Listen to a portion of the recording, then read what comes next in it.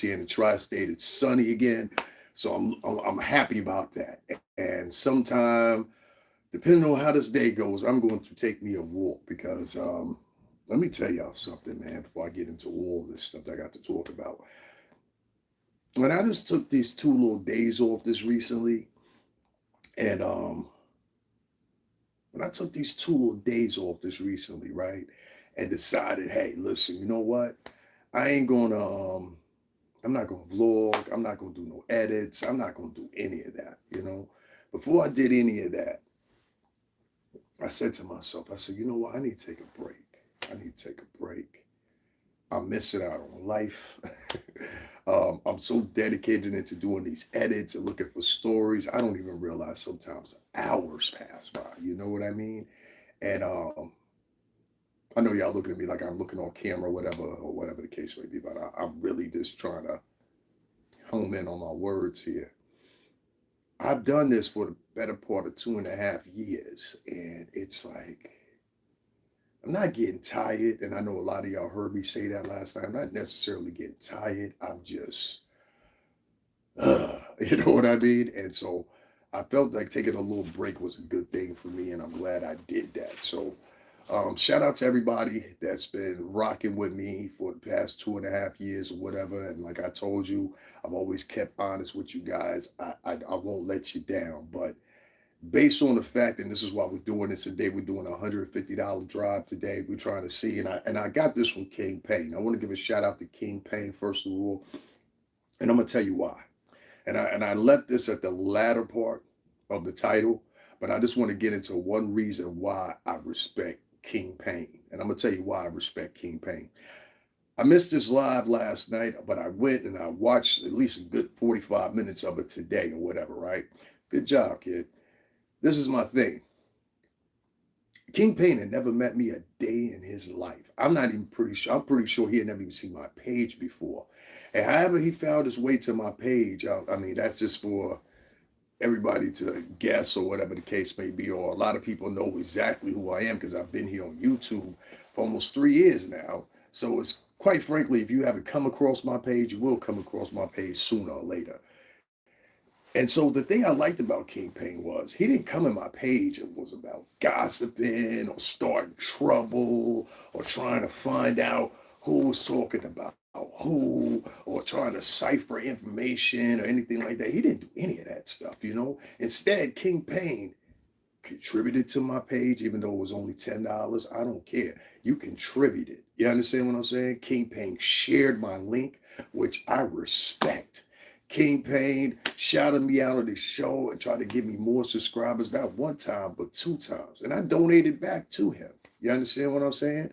So what y'all missing is King Payne actually had a formula that's in fruition here, which many of you other YouTubers should do, which is share other YouTubers. You understand what I'm saying? Whether they go with your premise of the day or not, you should share other YouTubers that have under 50,000 followers. That's the way I look at it. You understand what I'm saying? Especially when they're YouTubers that have no ill intent, you know? And so I want to give a shout out one more time to King Payne for that. I saw in the comments section, everybody had their little things to say about Jaguar Wright and how Jaguar this and she needs to get some mental help and blah, blah, blah, blah, blah. But yet and still, they showing up for the show every day. You understand what I'm saying? Every day. I saw one woman on one of her posts, and she's been so consistent. And mind you, she was beefing with people. Matter of fact, one of the people that you beefing with, shout out to Rough Riders, Nino Boy. Shout out to him because I think that's the same person. You were beefing with him or whatever, whatever. Then you have the nerve to name your channel, entitle it Healing, when your channel is really destruction. You understand? Which goes on a lot, it seems, in these YouTube streets. But let me get back to the point about King Payne, because I want to respect this man because he did something that not only other YouTubers would do. Because see, I got people that are in the industry. I was in the industry for 17 years. I'm still affiliated with the industry. I still talk to people in the industry on a weekly basis, including this morning. You know what I mean? Well, I got a phone call. Shout out to you, Greg. My problem is, Greg Atlantic Records. My problem is this.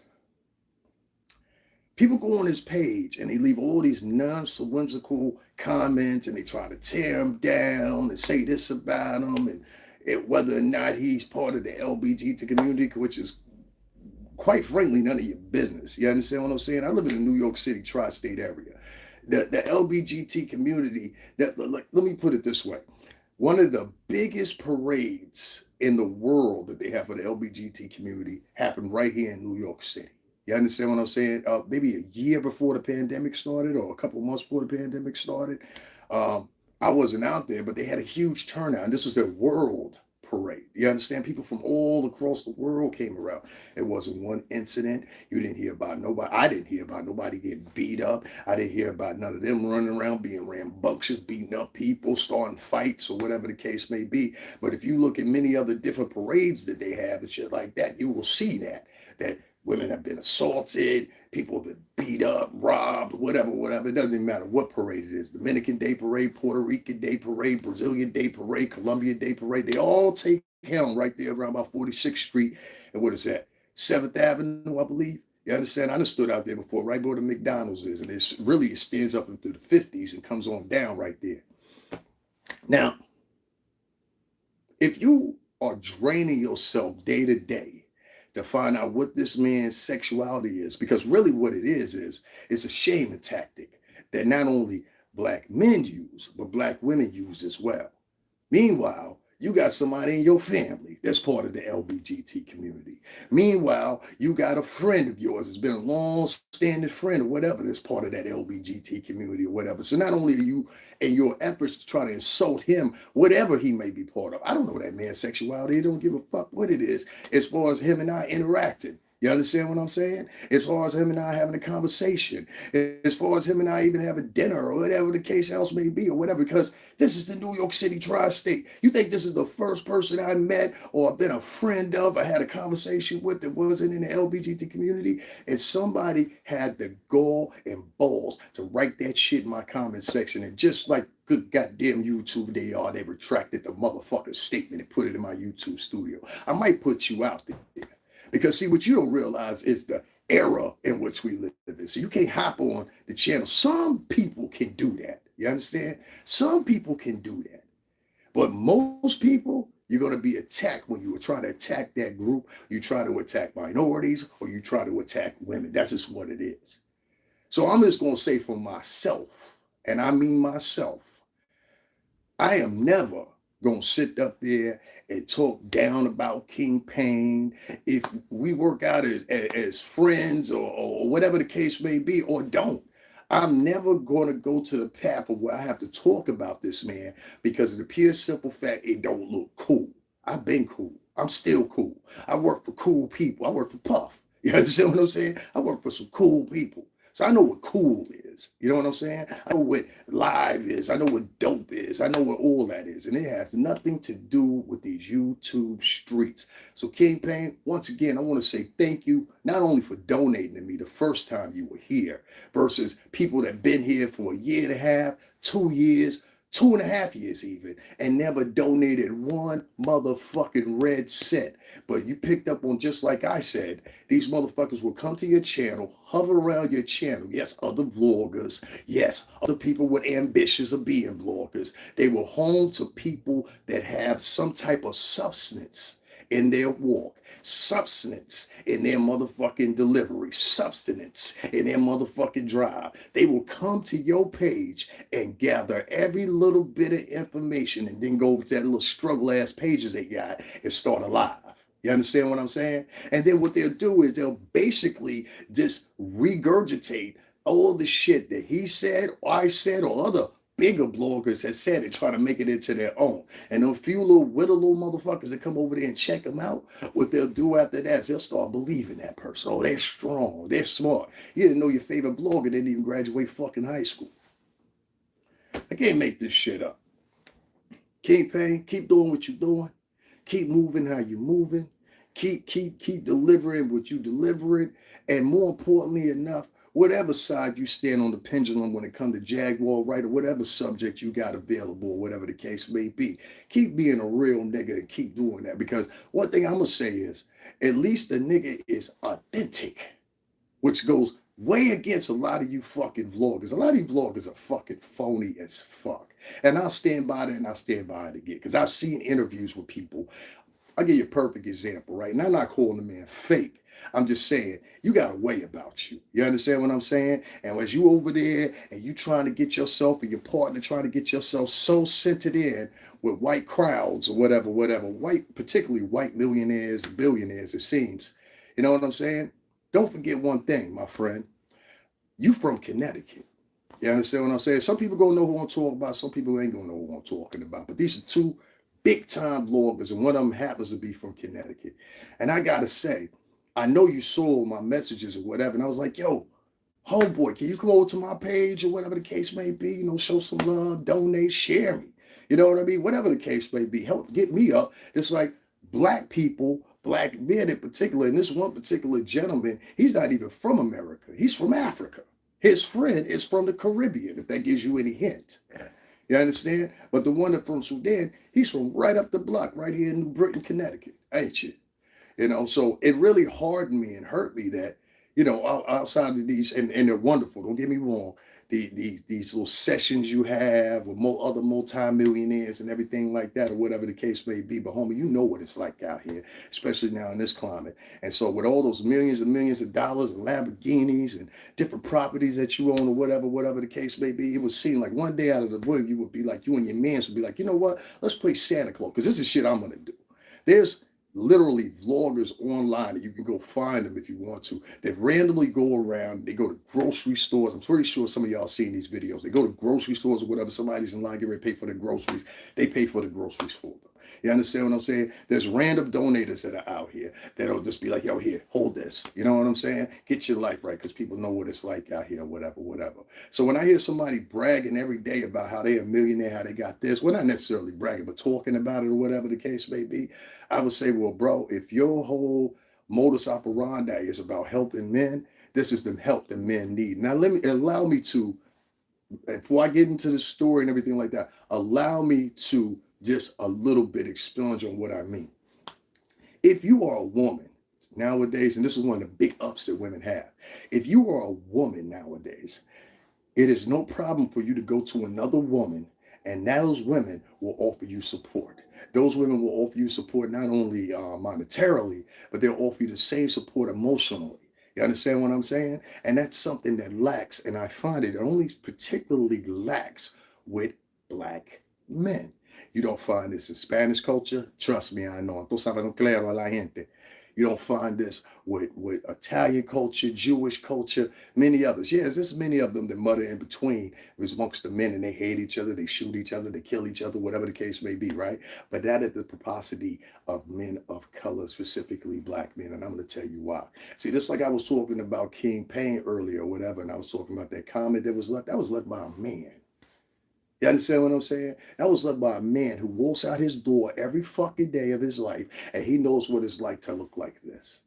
And we're in certain characters, in certain environments, in certain areas, or whatever the case may be. And these men, they sit around, and instead of being like, yo, let me help my brother, let me do this, let me do that. Hey, I got a couple extra dollars on me. Let me throw $10 or $15 in his cash app, let him know he still has some inspiration.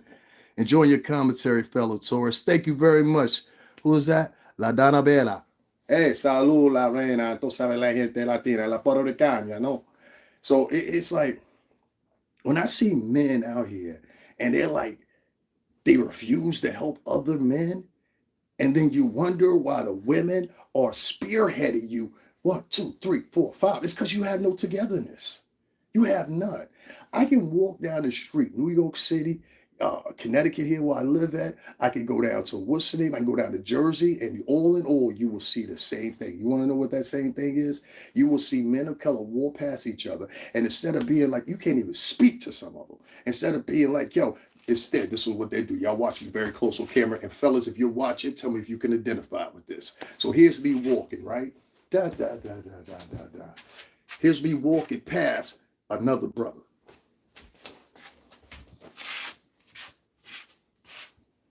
And that's how they look at you. That's how they look at you. They will look at you almost in the same accord as somebody from the KKK will look at you. You understand? And this is why I went in last night and I was talking about the Jonathan Majors thing, which I'll get to in a second. This is going to be a long live, so just pace with me or whatever, because there's a whole bunch of things I want to talk about that's on my mind, a reason I feel the way I feel. Now, what you saw that demonstration right there, and this goes for Latin men too, because you do the same fucking thing. These men walk around, they screw face each other. What on that? They screw face each other, whatever, and act like they just ready to go to war at any given minute. Meanwhile, the women are just looking at them and like, they still doing that 90s shit. You know what I mean? Like y'all, it's like y'all haven't come up to the fact that we're in a new decade. This ain't the motherfucking 90s, Chief. This ain't the 90s. You understand what I'm saying? This ain't the fucking 90s. Nobody's walking around screw facing or whatever. And when you see people doing this shit, be reminded in the back of your mind, oh, this is a motherfucker that's stuck in criminality. You understand? This is a person that's stuck in criminality. Instead of celebrating the culture, he celebrates criminal shit. Now, you'll find this with older men specifically, and I'm finding this more and more with these guys that are 50 plus years old, 60 plus years old, still walking around, like my uncle said on my mom's side, walking around jitterbugging. You understand what I'm saying? I had this man walk past me 60 something years old. You understand, Grandpa, if you ain't looked in the fucking mirror, you're about 60 something. Just today, walked past me and looked at me and said some shit under his breath. He didn't say hello. He didn't nod and speak or whatever. On a daily basis, I go to a local coffee shop out here. Not a daily basis, every now and then. I go to a local coffee shop out here, and it's flooded with Latino men. Let me tell you something that happens within that environment. Every last one of those Latino men that come in, as they're walking in the door, they walk up to each other and they shake their hand. Each one of those Latino men that come through the door, when they come in, they speak to each other. Each one of those Latino men, when they come through the door, they ask another man, hey, you want a coffee? In Spanish. They say, ¿tú quieres café, no? El cafecito. They ask each other, they want coffee. One of them doesn't have money, they buy the other one coffee. There's no shaming, there's no belittling them. Oh, you ain't had no money to buy coffee, you ain't nothing. If you're not following what I'm saying is, it's a problem with the men. And as a older dude, now getting older, I can't allow that to persist. And the reason I can't allow that to persist, because I plan on having some kids. And I think to myself, if I have a son and I had that son by a black woman, I have to let my son be alert that you have nobody that has your back. And this is not the truth with other races of men, especially if I had a boy. Now, if I had a girl, we'd be having a whole totally different conversation. No, don't worry. There's a support group out there for you. Don't worry. There's a woman here, a woman there that owns a business here, owns a business there, owns a business here, owns a business there. You understand what I'm saying? She'll hire you. She'll help you. Oh, you're in college. Don't worry about it. There's some sisters there that go to group together. Make sure you walk home safely at night back to your dorm. See, women have strategically put themselves in alignment with situations that benefit them as a group. Where the men just want to sit back, key, ha, da, day after day after day after day. And most of it comes from the evil, ill intent bitches that raise them by themselves. And we don't talk about that. See, there's some good single mothers out here, very good ones. I know some of them. Raised the kids up, the kids went to college, graduated college, or their way to a better position in life, etc., right? That's not the case. I'm not talking about those women, whether they be at the 50% mark or 60% mark. I'm talking about the ones that are highlighted in today's society, which are 45 to almost 50% of these motherfucking men that walk around like I can't let it go.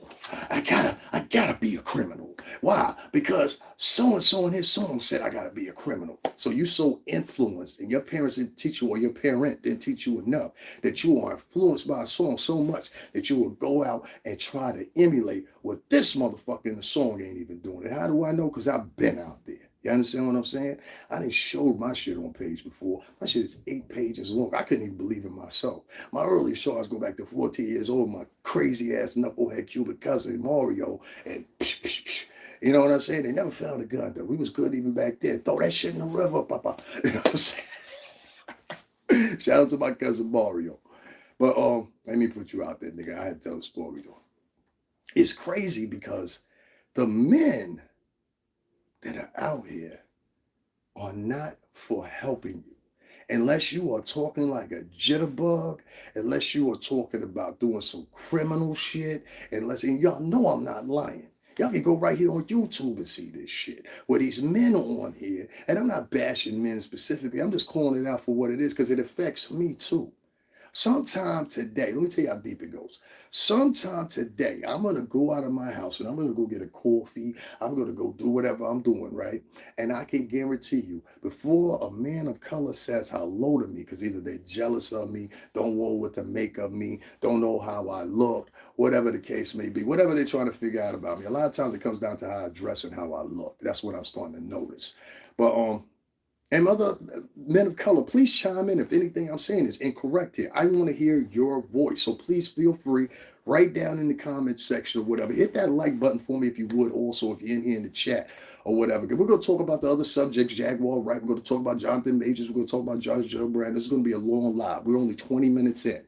So I'm not going to give you the gist and skinny. And another thing you can do to help contribute, as you see also electing the title, make sure you hit up the Cash App. And Dad, if you still here, can you write my Cash App in the chat room and keep that going for me, please? It's $STRINGERBELL80.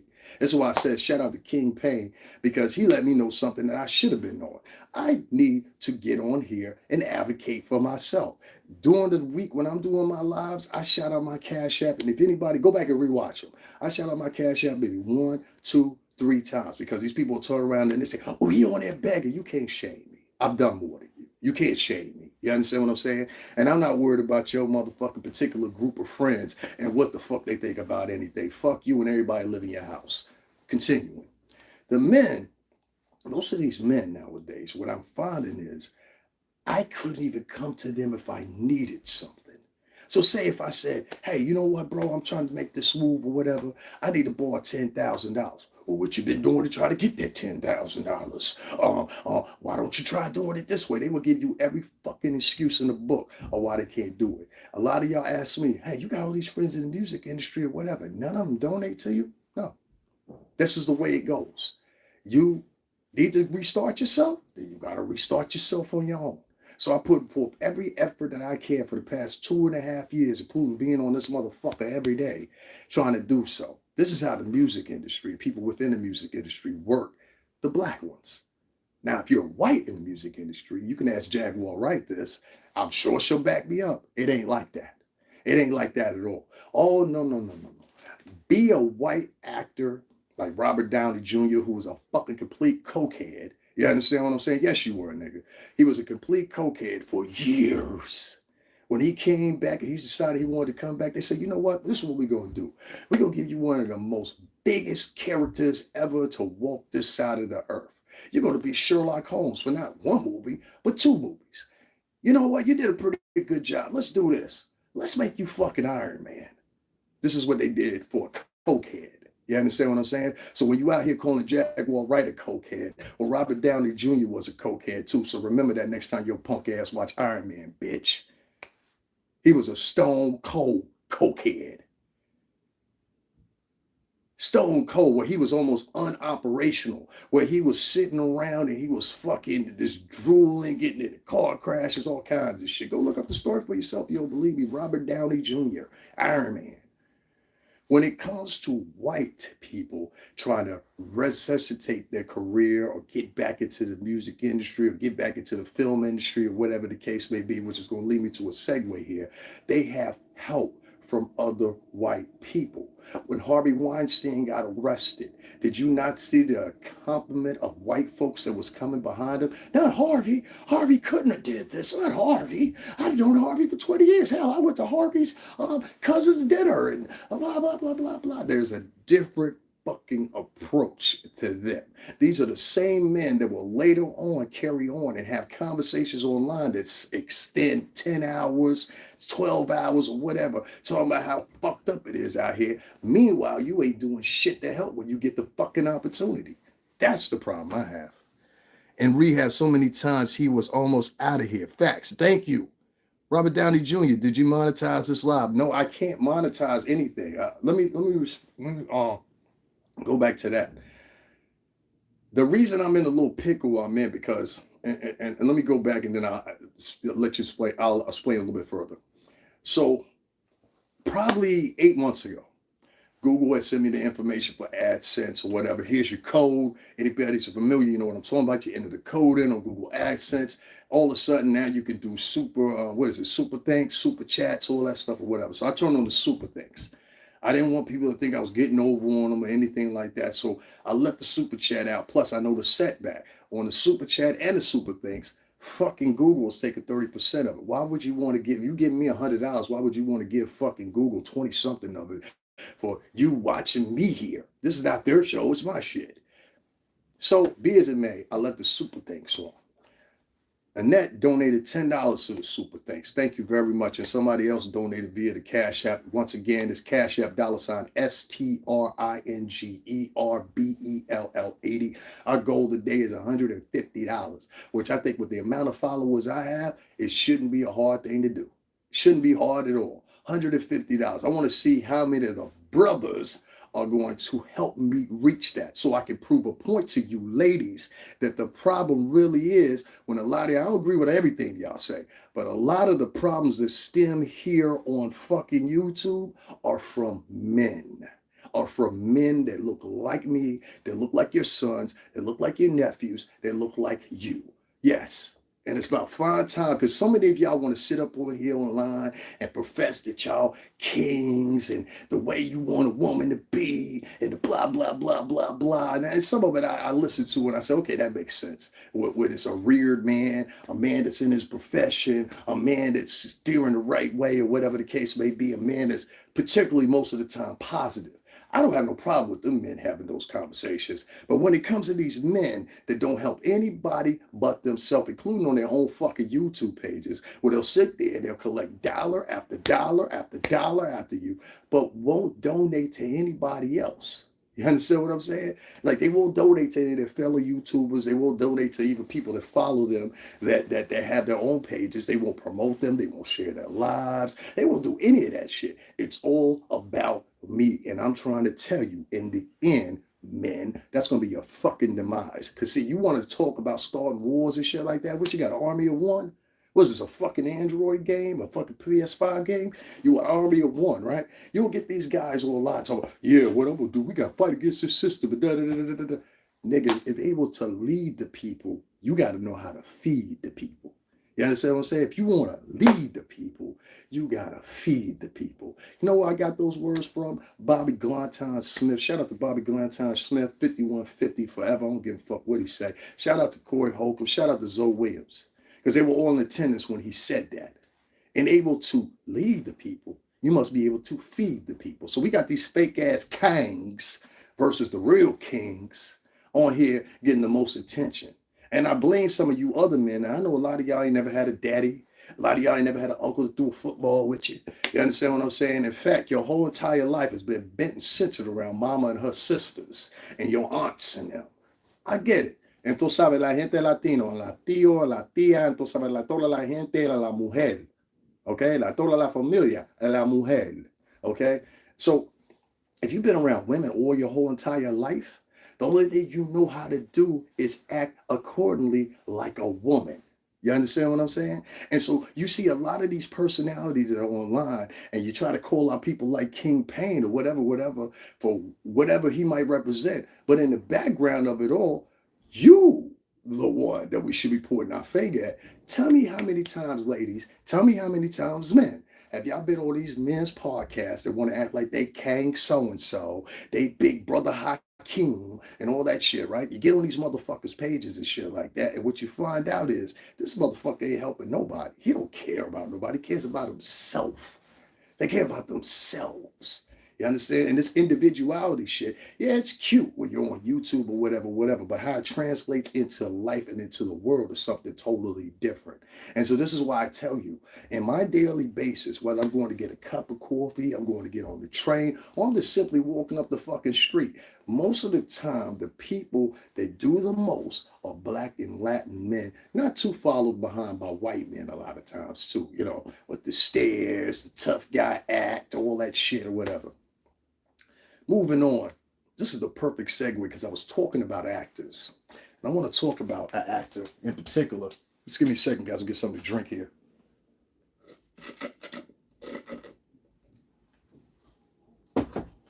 One particular actor I want to talk about that broke last night was JOHNATHAN MAJORS. I got a couple little updates about this. Maybe not being the fashion that you guys want to, but I think it's of importance and I think you may want to hear it. And once again, King Payne, shout out to you. I appreciate you donating to me. We're doing a $150 donation today and we're going to get it. I guarantee you we're going to get it because I have faith in not only, I'm trying to have some faith in the men. You understand? That's what I'm really trying to have faith in. But what you'll find is another element of the men, which follows in with JOHNATHAN MAJORS here. A lot of men are jealous of other men. Do you want me to break that down for y'all for a minute? Most men know this. But the worst thing that you could have in your fucking confrontation in the middle of you is a man that is jealous of you. See, jealous men have always been a problem. Cain was jealous of Abel was jealous. Cain killed Abel. Cain was jealous of Abel. You understand what I'm saying? Which led to him killing his own brother. You understand what I'm saying? There are a lot of men out here that they will not even know your name. They will not know who you are, know nothing. And they will hate you based upon the way you look or appear or how they associate you based on what they've known all their life. So if you have somebody that's lived in nothing but total scum, dirt, has never had much in life, or like I say a lot of times, never even graduated fucking high school, what you're going to have is you're going to have a man that's jealous of you. And that's a dangerous man right there. Let me tell you, that's a dangerous man. See, a jealous man don't never want to see you move ahead. A jealous man don't never want to see you. And it can be for things you don't even aware of. This motherfucker might be jealous because of the way you talk, how you command the room. This person might be jealous of you because they don't like the way that you move. This man might be jealous of you because they don't like the way that you dress, which has always been my life story. A lot of people don't like, I'm always dressed the same way I dress. Actually, I'm dressed way down. I'm gonna put up some pictures of me and y'all see what I look like when I'm in prime time. Y'all understand what I mean. Oh, he is dressed down. You know what I mean? But a lot of men and their jealousy is a problem. Most of this they get from women. You understand? See, women are naturally jealous of each other. You know, chick walks into the room, she got the same dress on or whatever. I know that bitch ain't got my dress on, you know, et cetera, et cetera, et cetera. So a lot of times, most of this behavior was, I guess you could say, circumnavigated and led towards women. But men, because so many of them have been raised by single women, black, white, Spanish, all alike, they have now taken up these attributes. You understand? And so now you got men. I've had men walk past me and basically look at me like, bitch. And this is a heterosexual man. I've had men walk past me, look me up and down. No, that bitch didn't. You know what I'm saying? Like, I really have had that happen to me. And I can't understand why. If you stop and talk to me, I guarantee you I'll be a cool ass person, whatever the case may be. But this is how people are. Annette Foster said, check your Cashapp. Give me 1 second, guys. Let me check this out.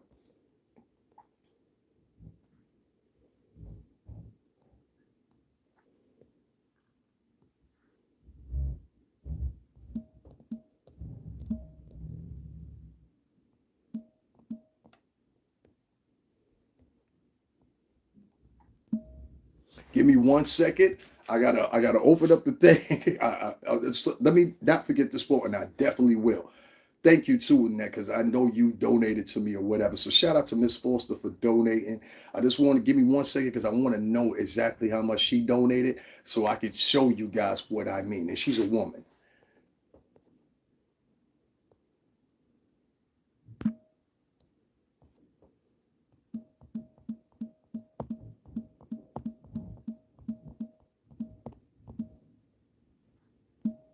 Foster. I want to thank Miss Foster for donating $25. Thank you very much. I appreciate that. She got us started out. So now we only need 125, guys. I think we can do it. So once again, shout out to Miss Foster for donating $25. More than appreciated, Mama. Thank you. You know what I'm saying? But we still got a way to go, guys. $125. $STRINGERBELL80. And I want to say one other thing about Miss Foster. Miss Foster always donates to me. She knows I'm not Chuck. I know a couple of times in the beginning when she first met me, she was like, well, let me see if this nigga bullshit. You know what I'm saying? She's from Chicago. I expect it. And she's seen every time that I've been consistent with what I say. OG Patrice, shout out to her. She sees I'm consistent with everything I say. The other day, I shouted out and I said, because I have to recognize these women. The other day, I shouted out and I said, yo, donate $40, and I'll go wherever y'all want me to go, whatever. And OG Patrice out there in Vegas, she said, yo, I need you. I want you to go down to the trade towers down there where the buildings came down so I could see it. So I went on down there, got me something to eat, did a couple little edits real quick. I said, let me head down here. And I got caught up in the conversation for like an hour. So I saw it was a little delay. But I still went down there. It was still daytime, and I wanted to make sure I keep my promise. So right now I got something to take care of. And I guarantee I'll show you guys. I actually need a lot more than $150, but I'm being very modest. So guys, if you would hit the Cashapp $ STRINGERBELL80. I'm not a beggar. I do 2-3 hour lives, and I very rarely scream out my Cash App. And so many people get on me about that because they're like, how do you sat there? That was a good live. And you ain't asked nobody to donate like that. I'm like, because it's just a waste of time. If you ain't got a lot of gossip to fill out, or you ain't got a lot to talk about with bad people, I notice that people that talk bad about people, those are the ones that get donations. So then I have to ask myself, okay, well, maybe it's the viewer.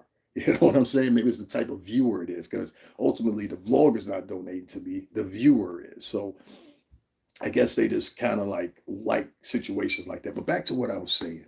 Thank you again, Miss Forster. I appreciate it. $125 more to go, guys. Make sure y'all hit up that Cash App, $STRINGERBELL80.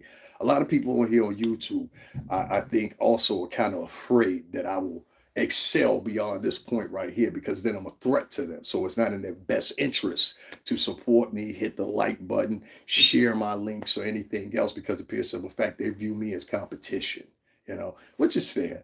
But when that competition invades your solidarity as a man, or invades your solidarity as a culture or whatever, then you really got the game messed up. Because I could take you to a place right now. Yeah, today's Sunday.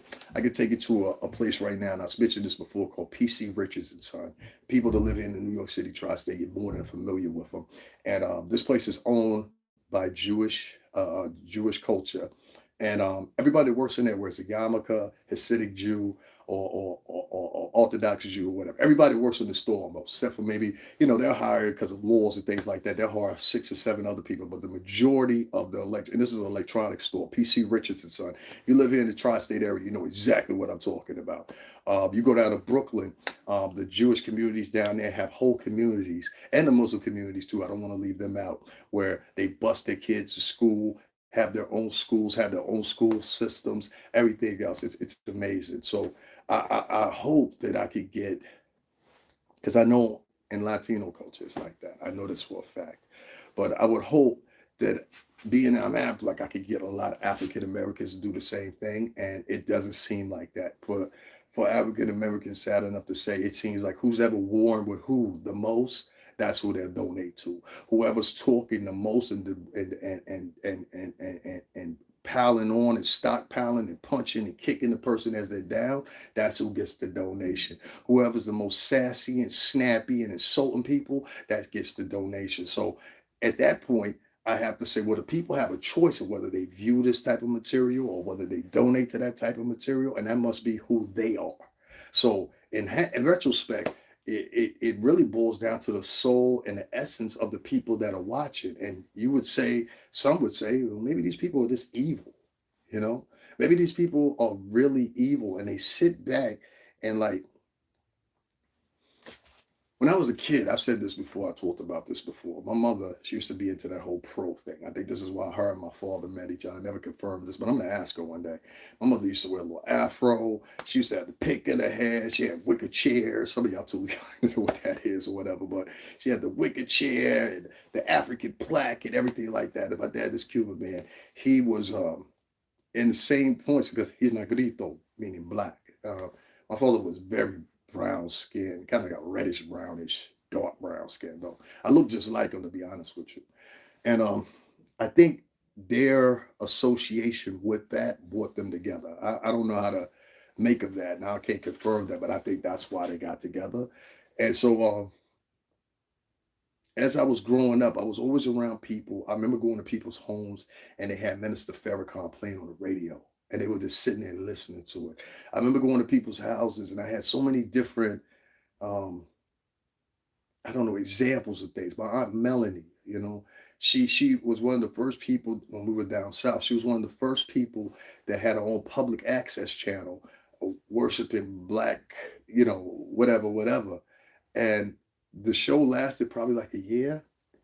And with all those people that were watching the show, they had an option to support the show.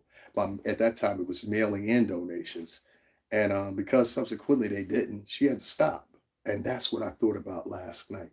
And that's why I got on here and I said what I said, because I was like, yo, YouTube, somebody has flagged me. I didn't get to finish that story. Somebody had flagged Jaguar Wright's video and another video, which was a Kanye West video where he was explaining, now I'm talking about PC Richardson's son, about a week ago. They had flagged both of those videos, right? And in the one video, it was a Asian man, and he was explaining how Kanye West might be right about some of these companies and who their ownership is by a particular religious group, if you get what I'm saying. And he confirmed it by looking it up on the computer, matching names, matching the face or whatever. Somehow, subsequently, YouTube found that as hate speech. The same person, he flagged or she flagged the other post and said the same thing. It was hate speech. So I was able to argue down and keep the Jaguar Wright one, but I lost the one with Kanye West because it's so controversial. When that happened, this what do you call it? The super thanks or whatever had gotten eradicated. I can't use it anymore. I'll put up a picture for it so you guys can see what I'm talking about, know that I'm telling the truth. And I put up, if you still go in the community section, so you know this is not a BS story, you will see I took a screenshot of what had happened, who they strike me by, how many. I had to take off a week. So they sat me down for 7 days or whatever. Some things you just can't get over. It doesn't matter who you know. And so they're owned by a larger entity, which is Alphabet and then Google. So I'm talking about YouTube. So, certain things they have to adhere by. But I lost it. So now I can't add the super chats or even go reapply for the AdSense thing until June. You have to wait out 90 days. Anybody that's familiar with YouTube, you know what I'm talking about. You have to wait out 90 days for that strike to move. And I was like, wow, these motherfuckers really don't make no money. And if I really look deep down into it, I can guarantee you it's somebody black or brown. And this seems to be what they're doing. They're going around to people's pages, flagging people's pages, harassing people, doing 9-hour, 10-hour lives, harassing people and talking about them, going to get people's family members, you name it, And then when my little self sits here and I talk about what I talk about, the bulk of a lot of people will hop off because they're so used to confusion. They'll hop off my live and go to check out one of those people that are gossiping, berating, or whatever, their own people. So moving on to Jonathan Majors as an example. I got some information about Jonathan Majors that I wanted to share with you guys. Let me share this one more time. Guys, one more time, hit up the Cashapp, $STRINGERBELL80. If you've been here with me or you're new listening to me, one of the things that people get on me that know me, including today, I got you. This is why I'm doing it like this. So if you're watching, I did exactly what you told me to do. People get on me because they're like, yo, you doing these 2-hour, 3-hour lives or whatever. You got your Cash App up there. You ain't pounding it out like that. I'm like, yeah, because then they'll start trying to shame you and say, oh, well, he out here begging, or, all the little tropes that they could go bother you or whatever. I don't live like you. Okay, I don't know your friends. I don't know your social circle. I don't know your family. I don't know your neighborhoods where each one of y'all that feel this way live at. So have you ever come to the contention that whatever you're saying or whatever shame tactic you're trying to use, I simply, as a man of intelligence, don't give a fuck because I don't see where it could bother me. You understand what I'm saying? Like, where could you bother me? I had these 2 young boys. One time I was on this interaction with Jaguar Wright. I ain't gonna say where it was from, but these 2 young boys, and shout out to them. I ain't got no hard feelings with them. But they had a live up and I interacted with the live. And at the time, I'm gonna get back to Jonathan Majors, but I just want to say this. And at the time, I was trying to warn Jaguar Wright about some shit. And I don't think she saw it the same way I saw it because in the moment, I get it. But Taurus, listen to me, Taurus. And so I told her, I said, this is the way they gonna come at you, Shug. This is the way they gonna come at you. You understand? And here we are. You know, I have a good thing, and I'm pretty sure Sean Prez, I'm pretty sure Puff, I'm pretty sure a couple other people up there by now will tell you. I have a good eye for foresight. I don't know where I get it from. I don't know where it comes from, but I'm able to pick shit out piece by piece before it fucking happens. And for the past 20 plus years, I've always been consistent with a motherfucker say, well, yeah, you was right. You was right. We should have listened. But it wasn't the boys that did it. It was their viewers because they were so vindictive and so nasty. So I don't want to point out and say it was the boys, even though y'all talk some shit too, you motherfuckers. But you all right. But they wasn't like the commenters. The commenters when they was don't donate to that guy, da da da da da, blah, blah, blah. Like any hate tactic they could put up to do it. I was like, these are people of color, and I went in there and said nothing wrong. Now within the comments, there were also people in there that was like, yo, I don't know what y'all were hearing, but I heard him trying to warn her. You know what I'm saying? And that's what the itinerary was. But I know sometimes the way I talk or whatever don't come off like that. And that's cool. That's cool. That's cool. But I was just more married by people that were trying to muddle my name in somebody else's chat room. And I was like, yo, that's some weird shit right there, you know? And they would tell people, don't donate to him, don't support him, blah, blah, blah. These are black and brown people that were doing this. And it was just like amazing. I was like, because I don't get up on here particularly to talk about people or berate people for no reason. If I berate you, it's a reason behind it. Please believe that. Jonathan Majors has now been pointed out, and I think I know what's going on here. I think I know what's going on here. I think I know what's going on here. Give me 1 second, guys. Let me get something to drink.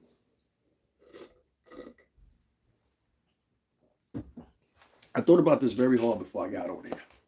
And I said there's 1 of 3 ways this could be. One, that girl was a set out piece. You understand what I'm saying? Meaning somebody got in contact with her. Listen, we talking about Disney and Marvel, all right? We ain't talking about, I'm talking about the same Disney that been around since 2030 something.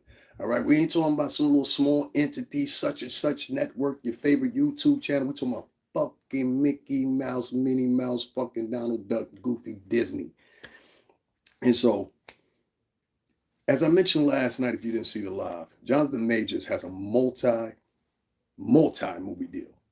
Unseen of with most artists, okay? And his deal extends because what's happening is he's going to appear as Kang in multiple movies, okay? So in the multiple movies that he's going to appear as Kang, you're going to see him the first time as we've just seen him in Loki. Then there's the second time, which we just saw him in Ant-Man and the Wasp: Quantumania, okay? And so this is on a contingency of laying out a comic book story, okay, which is called the Multiverse Saga. There's a lot of people included in this. If you're involved in comic books or whatever the case may be, you know what I'm talking about. But one of the particular characters, which if they got rid of Jonathan Majors, they could replace him with and would make more sense, is Dr. Doom. He really has more to do with this story, which they teased him in, what's the name? Now, I know you're like, what are you talking about? If you're smart and you're intelligent, stay here and pay attention. All those other ones, let them go over there, run to the gossip sites, and let them go talk about people, bash people. Who cares about them? If I find out who they are, I'm going to block them anyway. But what happened was Jonathan Majors' deal goes for, I think, like 7 or 8 movies, ending, but not certainly, with the Kang Dynasty, which is the next set of Avengers movies. It was Avengers Endgame, and then the other one now was this new Avengers, right? And so this is an 8-movie deal. Now, the only person that had a contract like that were the core Avengers, like Robert Downey Jr., you know, the ex-cokehead. What is this girl's name? Scarlet something. I forgot what her name was, but the one that plays Scarlet Witch, Thor, Chris Hemsworth, Loki, and a few others. It was very, very few. The difference between Jonathan Majors and those characters that I mentioned, he was new. You understand what I'm saying? Like they worked him into the script for the second set of these movies. So his role is important. If you need a scale of the importance, I would say is about the same importance as Chadwick Boseman when he was playing Black Panther.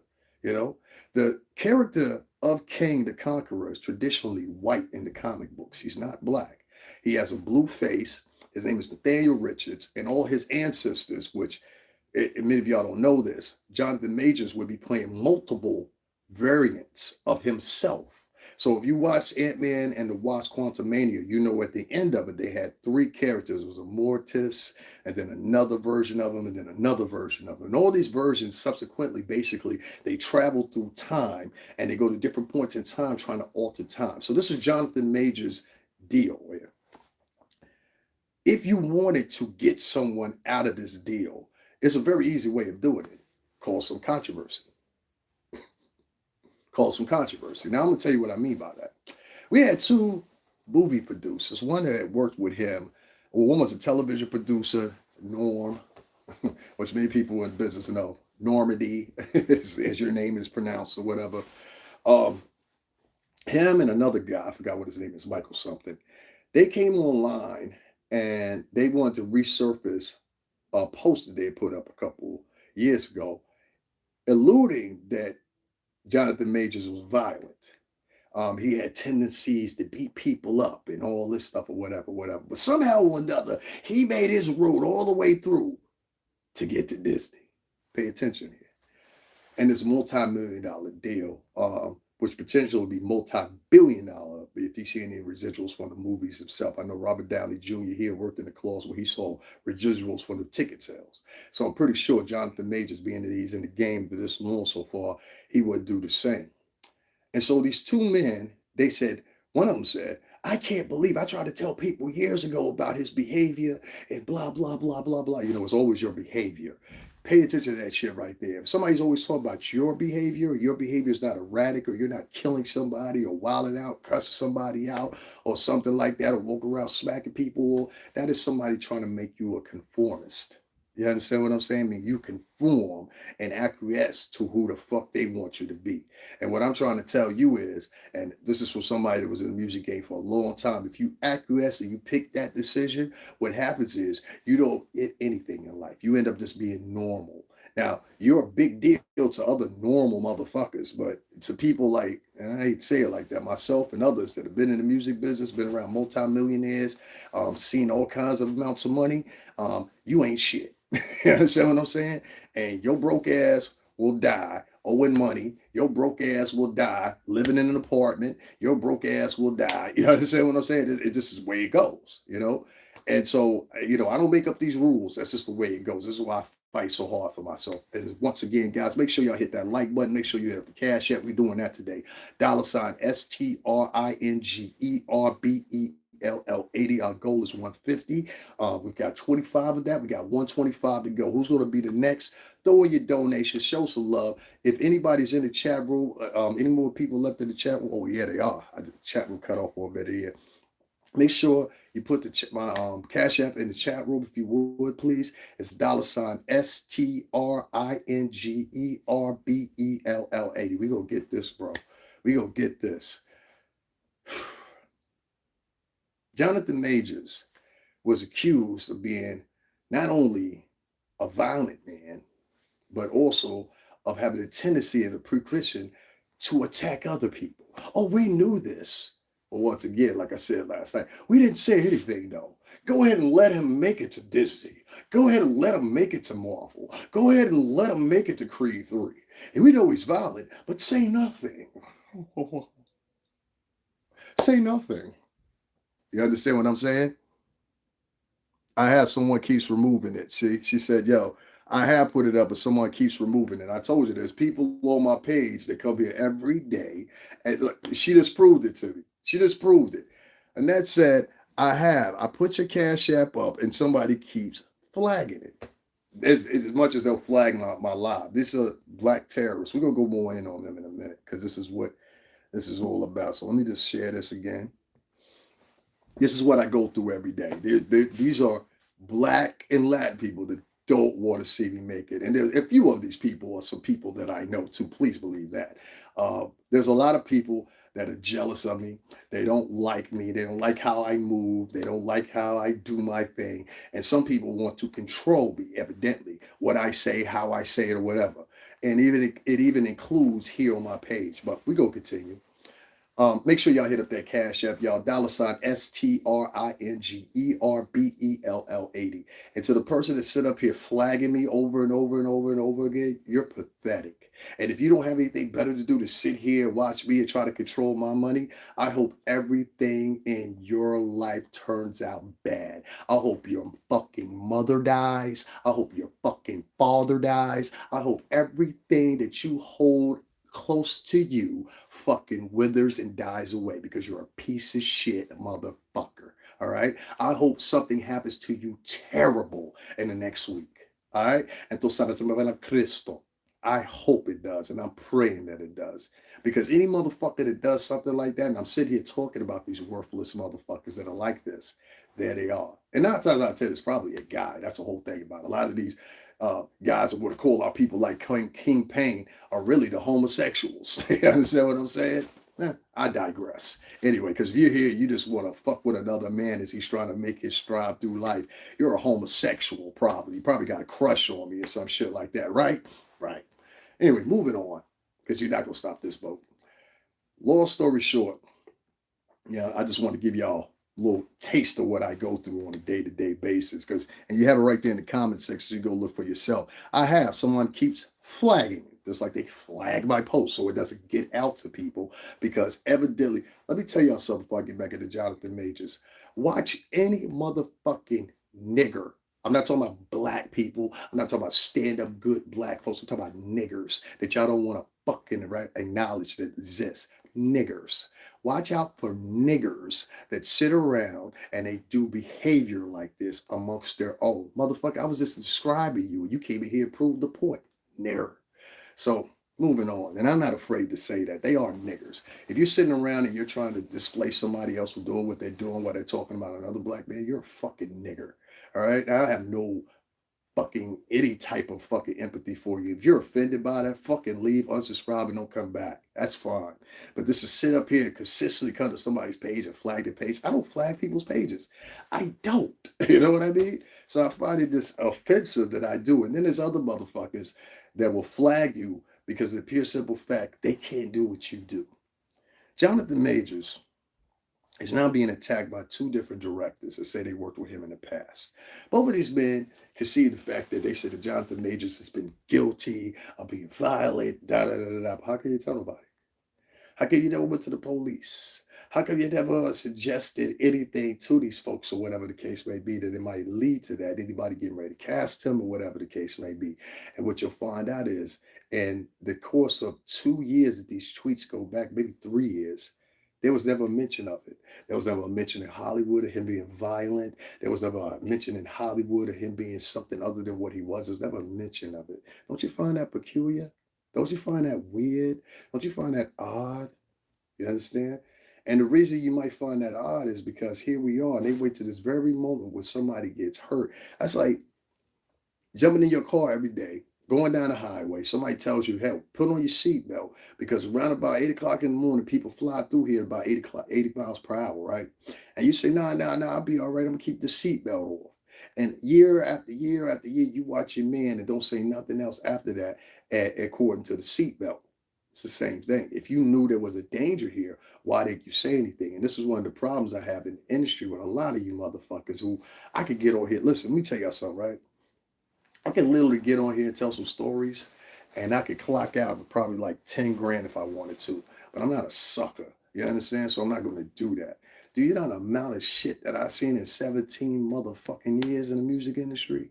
Not even from people that worked with us. I'm talking about from other record companies that we've been around. You understand? I can get on here and tell all your business. But David ain't no sucker. And that's not how I move, and that's how I do things. And more importantly enough, I don't want to be one of these vloggers like so many of them that can't even walk around in the fucking street. You can't even walk around in your fucking neighborhood because you're afraid somebody might get at you. You understand? Because of things you said here on these lives. That's not the issue with me. But when you have people that are now coming out the woodworks talking about, yeah, I told you so, see what I mean, Mind you that they're doing this to build a momentum. See, what I really believe is they want to get Jonathan Majors out of that role. That's what I think. Now, I couldn't understand why they would want to get him out of that role, especially after they have to still pay him. But that Disney money is good, evidently. They want to get rid of him, I think. I'll even go further as this. There is a new Flash movie that's coming out from DC, right?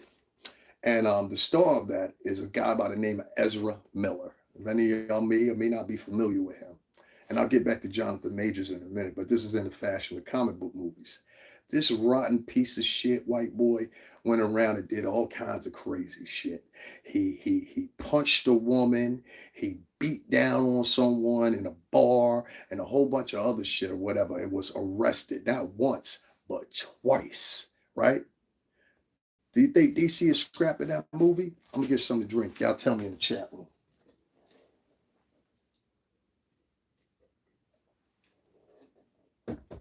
They are not scrapping the fucking Flash movie.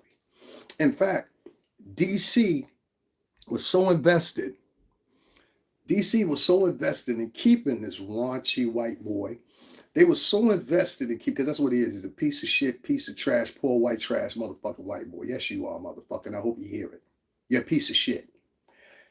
This motherfucker, after all the drugs, after all the people he's beat up, after all the public arrests, after all the public embarrassment on a flagrant fucking brand, which is DC.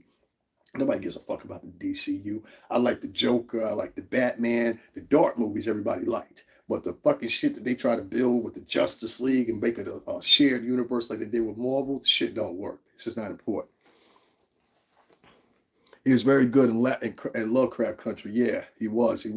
Annette, can you write my Cashapp in the thing again just for me, please? I just want to see something.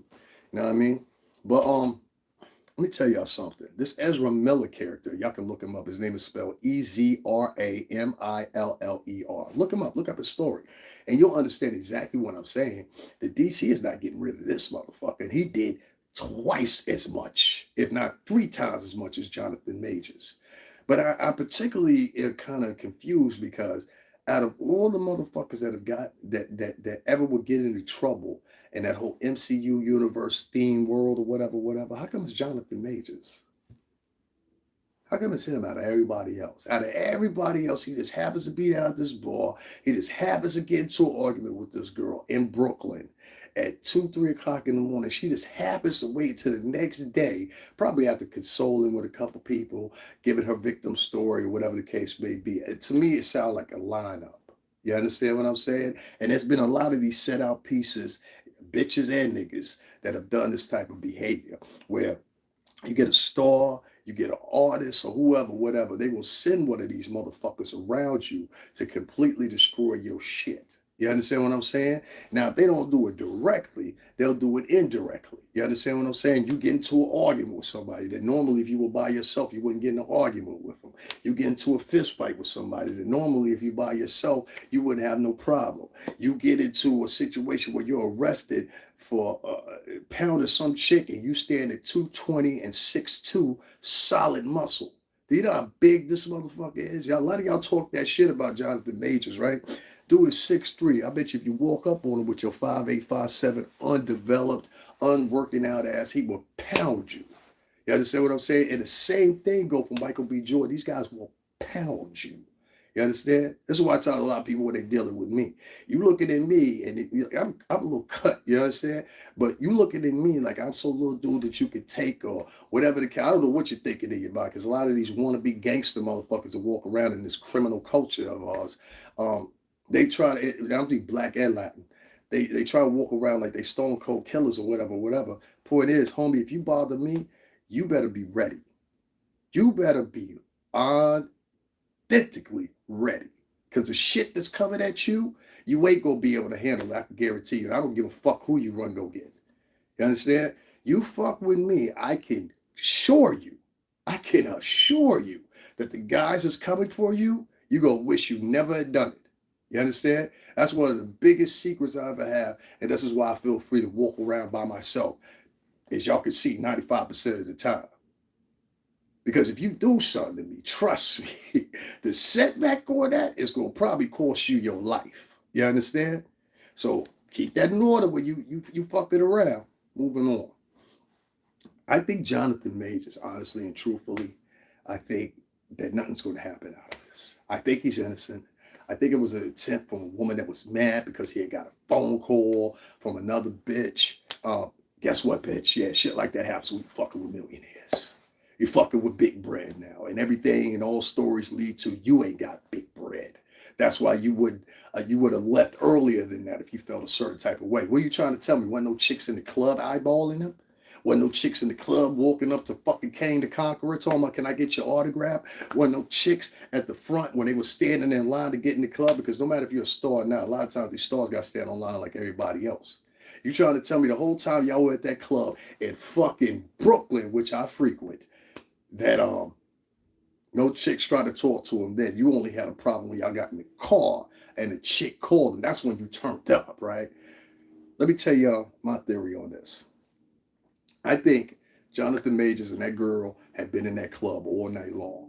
I think make sure y'all hit that like button for me. Also, make sure y'all hit up the Cashapp. We got a goal today of $150. We have received 25 of it. We're trying to reach further. We need 125 more guys. Make sure y'all hit up the Cashapp. $STRINGERBELL80. I should be asking for a lot more than that during the week. I only scream my Cashapp 1 or 2 times. You understand? So I think that's the least y'all could do is contribute $10, $20, $30. We already got 25 set out. If I can get 5 more people with 25 more dollars, we're good for the day, and the live will continue. The live won't end once we meet y'all goals. So I want to let y'all know that. So please feel free.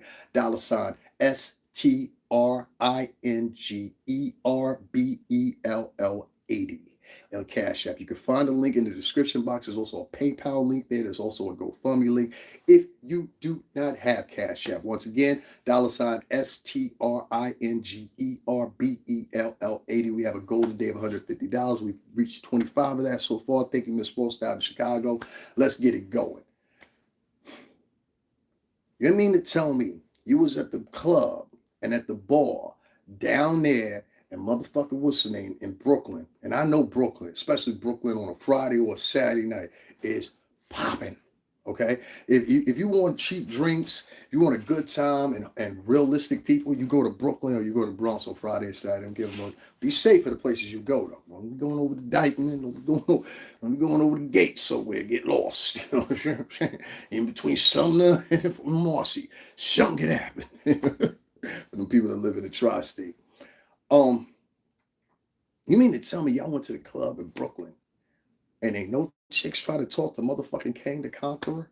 No, see, this was a culmination of women and this people in general coming to him all night. She couldn't handle the superstar. That was the problem. You understand what I'm saying? And so I feel, based on the fact that it's reported now that he got off at one location and she got off at one location, this wasn't his real girl like that.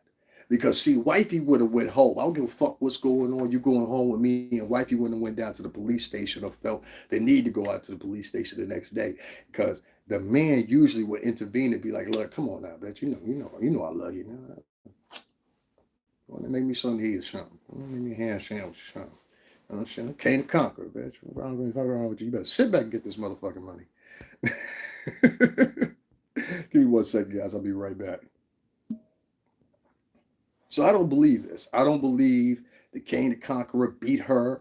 I don't believe as big as this motherfucker is, because the average person, if you see how big this dude is, he's not a small man. He could have ragged this chick.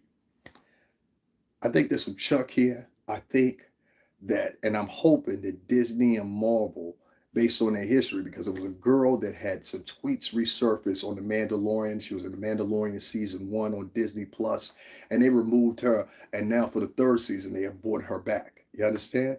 So the only alternative is to pay Jonathan Majors out at Disney and Marvel want to get rid of him. And 2, what they would have to do after that is they would have to bring in who I'm assuming would be Dr. Doom. All right. Now they hinted and teased that a variant of Dr. Doom that actually is Kane the Conqueror. Kane the Conqueror has multi-variants. That's why I say if you haven't seen Ant-Man and the Wasp and Quantumania, the latest installment of Ant-Man, you will understand all this at the end credit scenes when you see the Council of Kangs. It's multiple, I'm talking about hundreds of different variants of Kangs throughout the multiverse, and they all look like Jonathan Majors. This is how important he is to this role.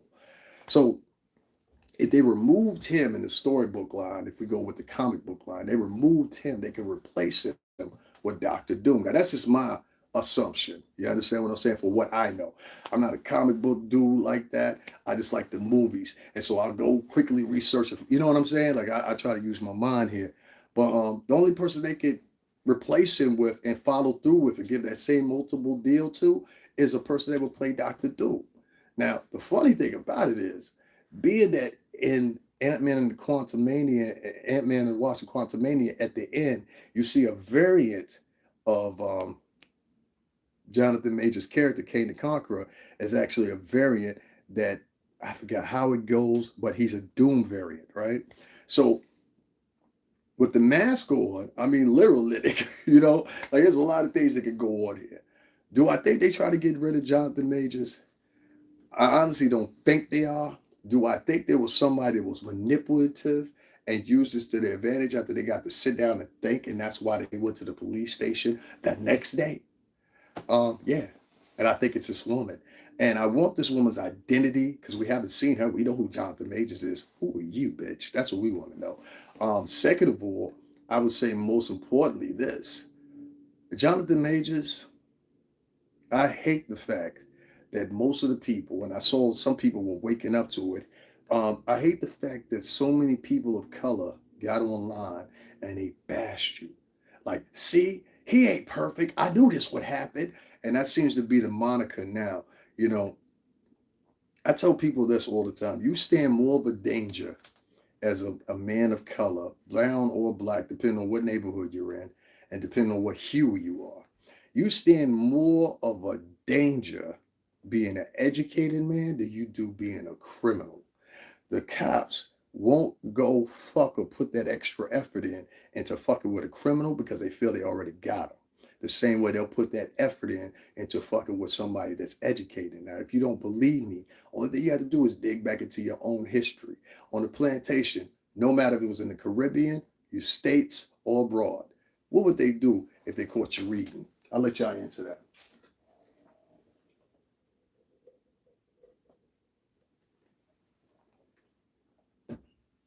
Anybody, what would they do if they caught you reading? What would they do if they found out you could write? What would they do if you found out you could talk a different way? Hey guys, I need somebody, if you could you write in my Cash App inside the chat room? It's $ STRINGERBELL80. I need somebody to do that for me if you could, please. Thank you. If you had somebody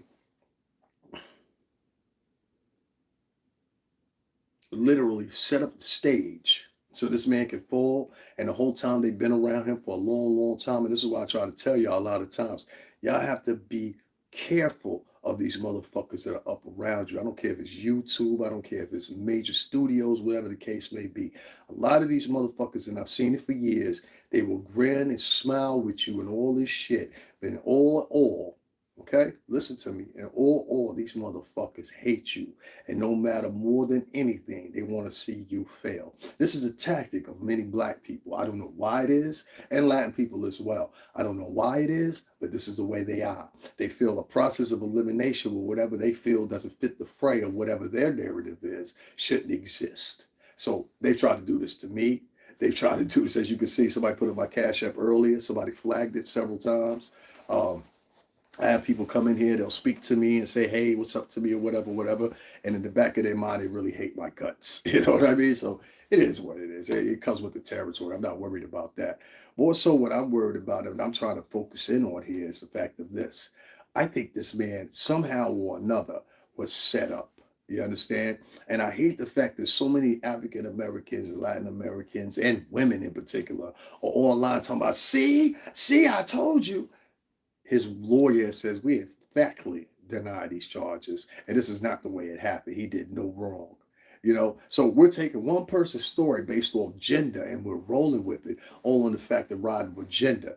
And this is, like I said before, the same train y'all took for Amber Heard, the same train y'all took for Megan Thee Stallion, and these bitches are known liars.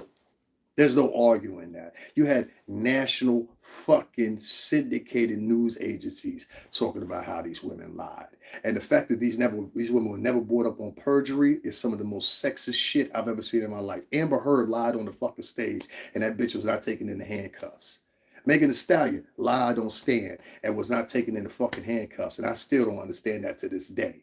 So that goes to show you how gender-based we have become as a nation, where a woman can scream out whatever, and there's an arrest warrant or there's something to go. Mind you, a lot of the time, some of these nefarious, insidious, nasty women are at the helm of doing this to multiple men.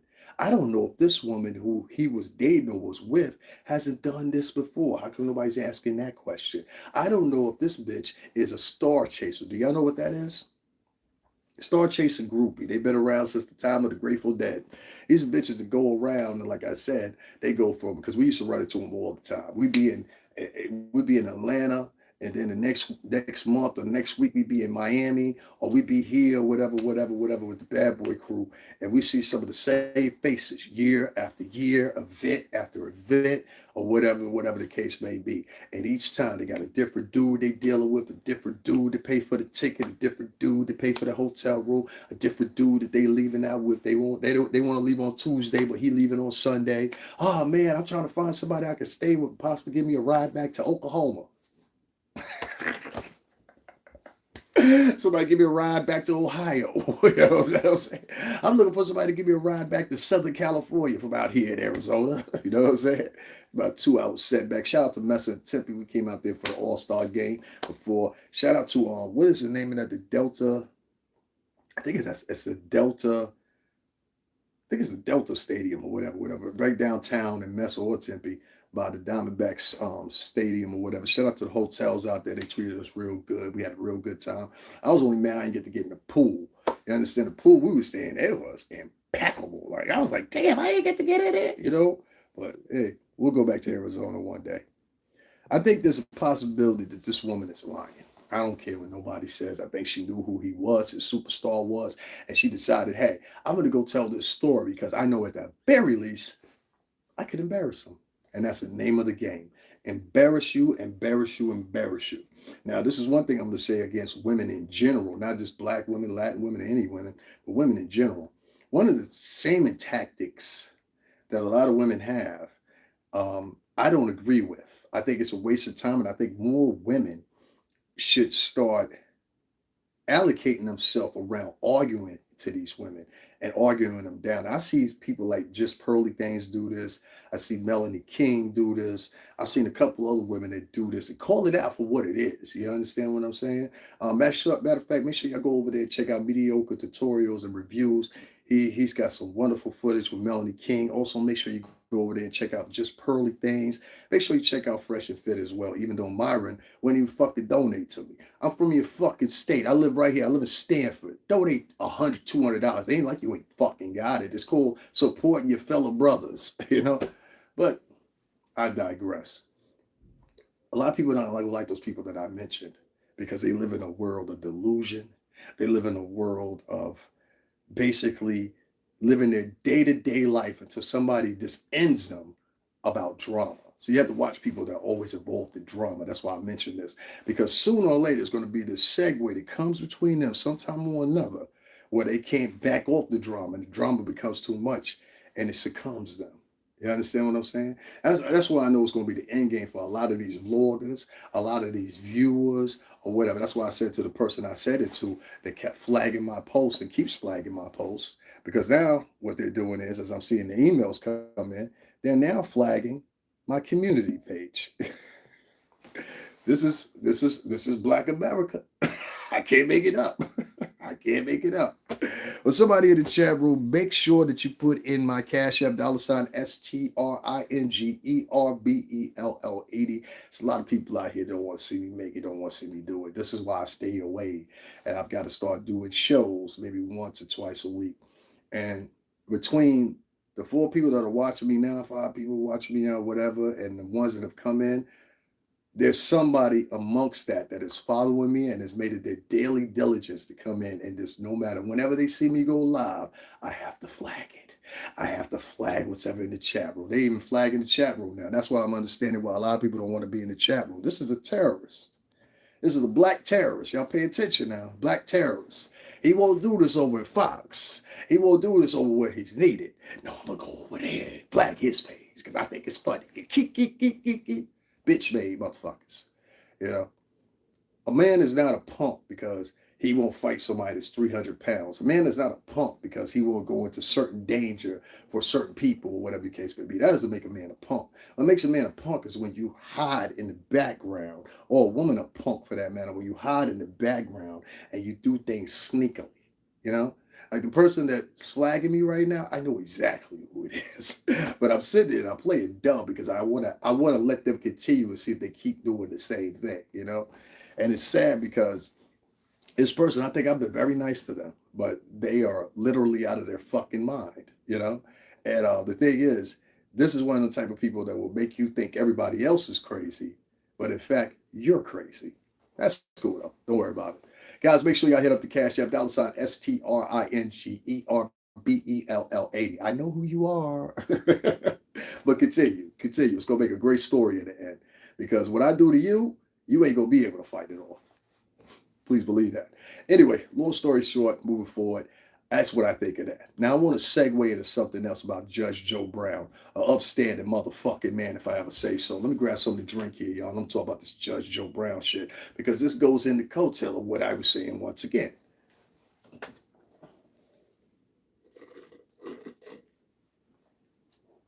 Now, Judge Joe Brown, for some reason or another, 25 years ago, upon a movie set or a TV set, doing the same television network, the Cheryl Lee Ralph. Now, a lot of y'all don't know who Cheryl Lee Ralph is. If you ever seen Baby Boy, was that Cheryl Lee Ralph and Baby Boy? I think it might have been. Was it Baby Boy? It was one of them movies. She was either Baby Boy or Coming to America. If somebody correct me and let me know which one it was. But she was either Baby Boy or Coming to America. But Cheryl Lee Ralph is not an ugly woman at all. Not by any means. She's not an ugly woman. She's saying, and she didn't say it directly. I want to emphasize that, but it was a process of elimination. And when questioned by a magazine doing an article, you know, this is a thing a lot of women like to come out. Some of them are telling the truth, and some of them are lying. But and I stick by that. Just like I said on my ex-boss, but still boss, Sean Prez's little finickle that he does with Rich Dallas, and I tell them straight up, yo, that bitch is lying. Because I've been around a lot of women in my lifetime. You understand what I'm saying? And I know when a bitch is lying. Trust me when I tell you that. I may not even let you know that I know you're lying. I just want to see how far you're going to take it.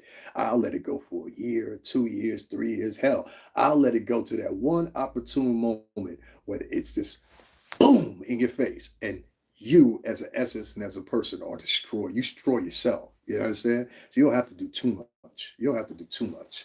But a lot of these bitches, they come on their podcast before I get there. A lot of these bitches come on their podcast and they give these little sob stories. And then the one thing you have to pay attention to is if they try to get people to direct them to their page, to a product they're selling, or whatever. This is a con. You understand what I'm saying? Even if you go under legitimate women that have been sexually assaulted and shit like that, what you'll find is you'll find a litany of different stories of somebody trying to one up her in the comments. Oh, well, that happened to you? Well, let me tell you, I got beat up, drugged, and put in the van. Okay, well, bitch, why are we comparing horror stories? You understand what I'm saying? That's what the average person would think. But a lot of these women that come into these areas, they say shit because they're trying to grab some momentum. You understand? Now, Cheryl Lee Ralph is on, and I'm going to prove my point here in a minute. Cheryl Lee Ralph is on one of these little fucking shows, the Elementary or some shit or whatever. Some, you know, such and such show that nobody gives a fuck about. You know what I'm saying? Except for a few heads that you never heard of. She's on one of those shows. So, rightfully so, I'm glad to see she's working. But what I don't like is when you bring up some shit that happened 25 fucking years ago and it just doesn't make sense. You said that this man walked into the room in front of everybody. He grabbed you by your chin, turned you around, and started kissing you in front of everybody like y'all been dating for the past 20, 25 years. First of all, that's narcissist shit. And how come nobody else reported it 25 fucking years ago? How come it took you until now and you've seen Judge Joe Brown on TV for almost 2 motherfucking decades, if not more? How come you didn't say anything then? Now, if this is 25 years ago, this means this was like 1998. This is like 1998. Women's rights, if anything, was still at the helm then. Sexual assault was still at the helm then. Hell, we had just left out of this a few years earlier than that. A whole debacle with Bill Clinton, a whole debacle with O.J. Simpson, and a whole bunch of other shit, right? So it took you 25 years, and this is the point that got me. And I said, it must be some Chuck. Now, once again, I want to give her some space because she didn't directly say it was Judge Joe Brown. She just eradicated Judge Joe Mathis because he worked at the same network. Follow me here. Judge Joe Brown made a mistake, in my opinion. And I'm sorry you did this, Judge, but I understand. He says, anybody that uses my name and said that I did some type of sexual assault or anything like that or whatsoever, whatever the case may be, I'm taking you to court and I'm suing you. Could it be that Cheryl Lee Ralph might have broke off Judge Joe Brown some pussy and didn't want nobody to know? Because he's an elder man. Even 25 years ago, he's 70-something now. So he had to be like 40-something, 50-something maybe. Maybe headed towards 50 or whatever. He wasn't as elderly as he is now. I think Judge Joe Brown is like 75, something like that. He's up there. So that means he was in his 50s then, and she probably was like in her early 40s or something like that in 98, right? Are you telling me there's a possibility you might have gave this older man, based on seniority, some vajay? I said some pussy, I'm sorry. Some vajay, and you just don't want the world to know. You didn't want the world to know that you hit him off. And the way I prove my point is, she said that her publicist told her it wouldn't be very good promotion or publicity if you went public with this. Her publicist told her this. Your publicist told you that. And you went along with that for 25 years. And you waited till you got to this little such and such publication. And all the shit you talk about, where your career's going, what's your next project, blah, blah, blah, blah. You want to talk about sexual assault. The reason you want to do this is because it's a hot topic to talk about. See, there's a lot of girls that have authentic, genuine stories that they were sexually assaulted. And I feel sorry for you ladies. But there's also some motherfuckers that are out here that are just pile it all to the story, and they're lying because they're looking for empathy and attention. I'm going to say it one more time. Empathy, coddling, and attention. Empathy, coddling, and attention. Empathy, coddling, and attention. You understand? These are the three pillars that a particular brand of woman lives under. Empathy, coddling, and fucking attention. You understand? I have women that walk past me every fucking day and they get mad at me because I won't give them my attention. Fellas, the most valuable shit that you ever have in your fucking life is keeping a broad and an interest and intention into your particular interest. You understand what I'm saying? Meaning that if you're walking down the block, you do not owe a woman that you don't think is that attractive and she thinks she is your motherfucking time or glance.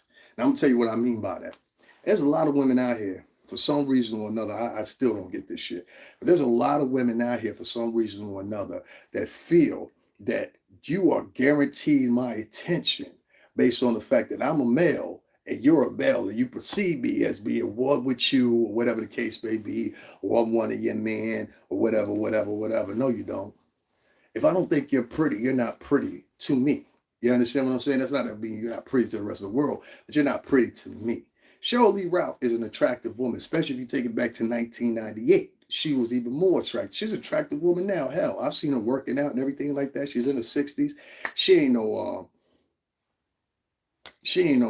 what's that woman's name? I always forget how to say her name. Angela Bassett, but she bad. You understand what I'm saying?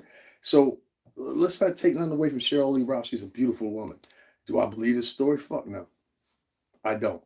I think it's another attempt to sully men. And what I'm seeing is this pattern. This is almost like my mom used to watch a show when I was growing up. It was called Knox Landing. Then she used to watch this other show. It was called Dallas. And then there was this other show she used to watch called Dynasty, right? And all these were storyboards, of these elaborate ass people. And you had this character, I forgot what her name was or whatever. I was a little boy when these shows were coming over. My mom watched them so much at nighttime. And I never would forget them. She used to watch them a lot of times. She was going to go do a nursing duty or whatever. And these shows came on at like 8 o'clock, 9 o'clock. And I think the last one came on at 10. They came on boom, boom, boom, boom, back to back to back. This is like, I don't know, 85, 84, something like that. I don't know. So I know when my mom used to watch these shows, they used to have these elaborate women on there, and these people were multimillionaires and rich, like on Dallas, J.R. Ewing. He owned a cattle ranch and oil. You get the gist of what I'm saying? And so a lot of these mamas and grandmas grew up watching these shows, right? And they started acting some of them out. You know what I mean? And Davin, I did. Can you see it? No, I don't see my cash app in here. It's okay though. Don't worry about it. I'll just keep screaming it out. Don't no worries. But I appreciate you though. Thanks.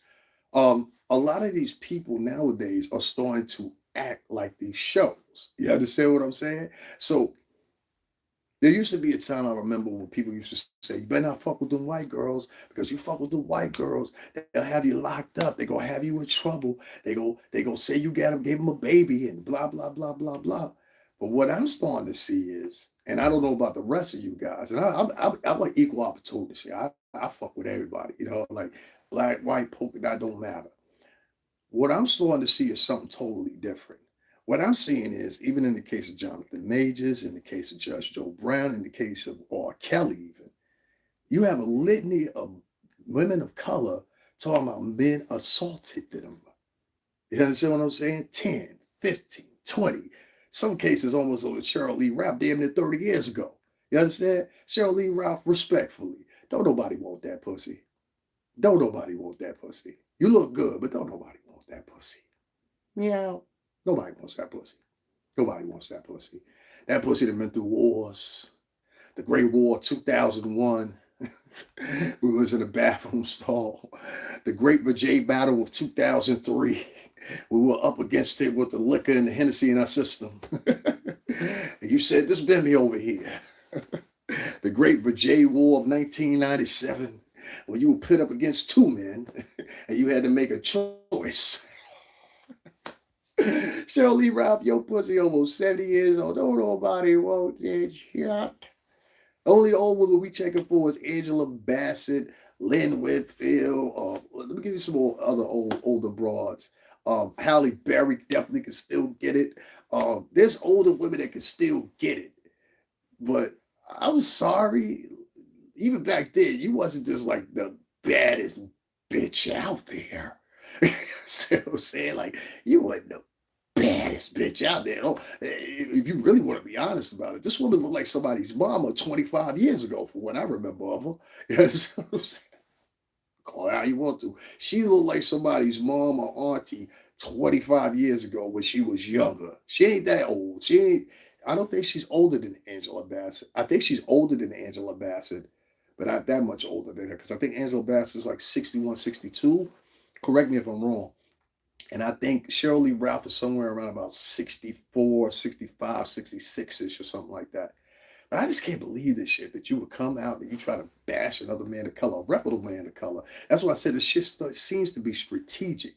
So you got the number one man in Hollywood now. See, they never want another nigga like Will Smith. Trust me when I tell you that. It won't be another Will Smith for a minute. If they create, somebody has found a way through that embarrassment that happened at the Oscars, and many others, to not have a man of color at the helm. It is time for a white man to regain his reins. So even if he sucked in a fucking movie, we're going to applaud this white man. This is like the shit I saw with Angela Bassett and that fucking Jamie Lee Curtis bitch. You fucking cunt bitch. You ain't never did nothing but fucking horror movies, you rusty ass, fucking nasty ass bitch. I peeped that shit that you said that time about Will Smith, and I don't like that shit. She went on there with that old ugly ass bitch Hoda anymore. I can't stand Hoda's ugly. You are ugly, bitch.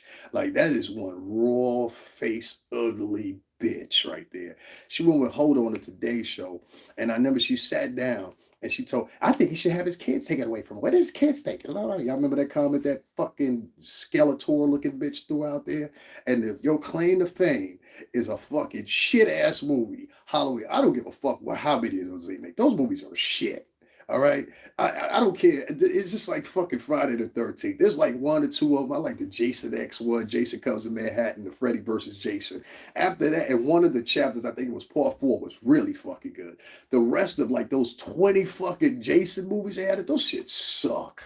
All right, even all the fucking Freddy Krueger movies that were in all respects better than both of those series of movies. There's like 4 of them. I like Dream. What was it? Dream Warriors. There was a one I said Freddy versus Jason. That was fucking immaculate. I hope they bring that back. Kelly Rowland was in that one. And then it was like 2 or 3 other ones. Dream Warriors. And then there was the other one. I forgot what the fuck the other one was. And then there was a remake that they made with Robert Englund that came out like 2019, 2020. No, I mean, way back than that. Probably like 2014, 2013, if y'all remember that. That was real good. The rest of the movies fucking suck. So Halloween, you on the bottom belt of all the movies. And this bitch, for some reason, I don't know who dick she's sucking up there in the Hollywood Playhouse. But for some reason or another, year after year, every 2-3 years, they decide, hey, you know what? Let's make another Halloween. For fucking what? Because Jamie Lee Curtis can't act in nothing else. And she's a Freddy. She's been getting beheaded for the past 40 years. The bitch is a pro. I think she played in Trading Places with Eddie Murphy. Indigo Sun. Indigo Sun. Nigga, you just said Trading Places with Eddie Murphy. And what year was that?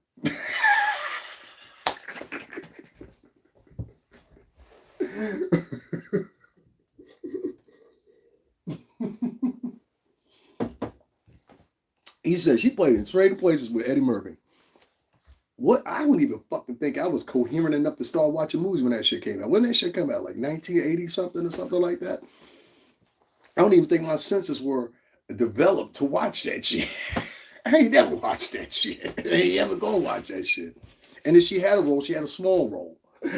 I had a brainstorm for that one. I know you did. I know you did. Because I was like, what the fuck else has this bitch been in? She ain't been nothing but in Halloween. And Angela Bassett had this look on her face. If y'all don't know what I'm talking about, I might even throw it up. Angela Bassett had this look on her face like, I know out of all the work I've been doing. Look, American Horror Story, y'all don't know it, but Angela Bassett produces a lot of those. You understand what I'm saying? So I know Angela Bassett was sitting back like, yo, hold up. Y'all go pick this raggedy Skeletor ass bitch over me? Nigga, I've been here like that. I'm Angela motherfucking Bassett. Let me get 2 more reps. Angela Bassett be working. Now, you ain't ever seen Angela Bassett coming to the scene like, she really looked like T'Challa's mom. See what I'm saying? Like, she been in Wakanda for the past fucking 40 years. It's like this. I think Angela Bassett be whooping a man ass. Because Courtney Vance don't look like you work out. I bet you Courtney being home. Angela, you don't work at Angela Bassett. She been working out too. She be like, what the fuck you say, mom? Smack the shit. Baby, I'm sorry. Let me go ahead and make you something. You hungry? You want something snack? You want an apple? What I tell you? She might be a beast though. We don't know it. You know what I'm saying? But I look on her face. I can tell when they get home, Angela Bassett ain't nothing to fuck with. Trust me on that one. I was appalled when they showed that shit. They said, oh, I forgot what it was, leading actress, some shit like that. And it was like, it goes to Jamie Lee Curtis. I was like, the fuck? This was on the Sunday before last, I believe it was. I was like, the fuck? Guys, make sure y'all hit up the Cashapp, $STRINGERBELL 80 is found in the description box. We have a goal today of $150. We've already got 25 taken care of. We need to get this other 125. This is my weekly quota. I learned this from King Payne. One of the best lessons I learned on here. Shout out to the whole boy. You know what I'm saying? For putting me on. Eat the cake. I'm trying to tell you, she might put him out there. Jamie Lee Curtis. I saw that shit. I said, it ain't even got nothing to do with black woman or white woman at this time. This is about who's the better actress. You know what I'm saying? Like, Angela Bassett has had a shorter career as far as comparison, because I think that Halloween shit goes all the way back to the 70s. This is how long that bitch has been playing in that series. And I'm just like, how the fuck did this raggedy bitch that talks shit about another person that's uh um more star than she is, which was Will Smith. So I'm like, yeah, she went on Hold Up. That old ugly bitch. That's an ugly bitch right there. Y'all give me a shot. I'm just putting my socks down. That's one ugly bitch right there. Y'all know Hold Up from the Today Show? I hope she never interviews me. I'm gonna feel uncomfortable as shit. I'm like, I can't even look that bitch in the face. That's an ugly, hard-faced bitch. Even when she was younger, you could tell she was a hard-faced bitch. She was like the broad that she's like, how do I look, guys? And it's like, you good. That's a hard-faced ass woman. Y'all know what I'm talking about? HODA. Hold Up. Oh my God, that's a hard face ass woman right there. I can't, and she's like, I guess she's like me, racially ambiguous. You can't tell what we are, but like with her, oh my fucking God, that's an ugly ass woman. I'm sorry. And Jamie Lee Curtis, you was an ugly ass woman too. You was ugly when you was younger. Fuck that bitch. You know what I'm saying? Like, I was just mad about that. But moving on with the story, because I can keep on going with that one. That's an ugly bitch. For real. Um, I don't think Judge Joe Brown did any of this. I don't think Mike Jonathan Majors did any of that shit either. The problem I have here is I think there's a set out, they say in Chicago, she a set out piece for the folk. You understand what I'm saying? That's what I think is going on here. I think a lot of these women, I'm not talking about the ones that actually been sexually assaulted, women that have actually been beaten up. I pulled men off of women that were beaten up. It's nothing more than I hate than that shit. You understand? We've all gotten to our little specs. You understand what I'm saying? Myself included, where you've been in a spec and an argument with a chick or whatever. You'd be like, all right now, bitch, back up. You know what I'm saying? Real quick or whatever. She start crying or whatever. Come here, baby. You know I love you, you stupid motherfucker. I told you about grab me like that, Dad. Get your ass in there. Take them drawers off. I'll be at this. You know what I'm saying? But I'm talking about there's some men out here that will literally pound like a man. You understand? Just pound on a woman. And that shit right there, I don't go for. Nigga, we'll kill you out here like that. You understand? Like, real talk. Like, I ain't playing. Like, I don't play that shit. Like, you pounding on a woman, a little light schmidak. You know what I'm saying? So, act the fuck up. You hitting me and throwing shit at me, that's one thing. Or shaking her up or throwing her against the wall. I had to calm the fuck down, That's acceptable with all men. Back in the 1920s and 30s, they used to have movies with Humphrey Bogart and James Cagney or whatever. Y'all go look at the movies if you want to. You can find them right here on fucking YouTube. And what you'll find is a man used to smack the bitches. That's how they used to be. Now, I told you to shut up now. You know what I'm saying? But Bugsy. That's how they used to tell. But Bugsy, I love you more than everybody. Now shut up, whore. This is white men that was doing this, all right? These weren't niggas. These were white men that was doing it. James Cagney was white, all right? Clay Gable was white. You know what I'm saying? These were white actors that used to do this in the 1920s and 30s in multiple movies by MGM, NBC, and Paramount Pictures and all these big movie houses now that try to act like they so fucking woke. Go back in their history, they used to have movies with James Cagney and all these people smacking the shit out of bitch. Tell me I'm lying. Tell me Humphrey Bogart ain't smacked the fuck out of a couple chicks in his movies. Okay, I'll shut the fuck up then. But what I'm getting at is, you got a lot of women out here that are lying. You understand? They're lying about their assaults. They're lying about whatever, because they know it'll get traction. They know it'll turn around and become a story. They know once it becomes a story, the next thing they can do after that is go on a tour. Well, what happened to you? well, I was sexually attacked back in 1968 by Bill Cosby. But bitch, it's 2014. I know, but I've held this inside for so long. Oh, R. Kelly, he attacked me back when I was 14. But your mama was bringing you over there and he was fucking you and your mama. Oh, I know, but I had to wait all these years to come in contempt of what I wanted to say. Okay, all right, cool. Come on by down here to the police station. We're going to take care of it. We're going to take care of it. Can't guarantee you nothing in the courtroom, but we're going to take care of you. Get this restraining order and everything. You know what I'm saying? But this is how a lot of women are moving online nowadays. The sexual assault, the sob stories is all for plot and empathy, coddling, and fucking attention. And I truthfully believe that amongst the midst of women who legitimately have stories to tell people. You understand? And that just bothers me so much because I'm just like, yo, why would women put themselves in a situation like that and not even think this might backfire on me in the end?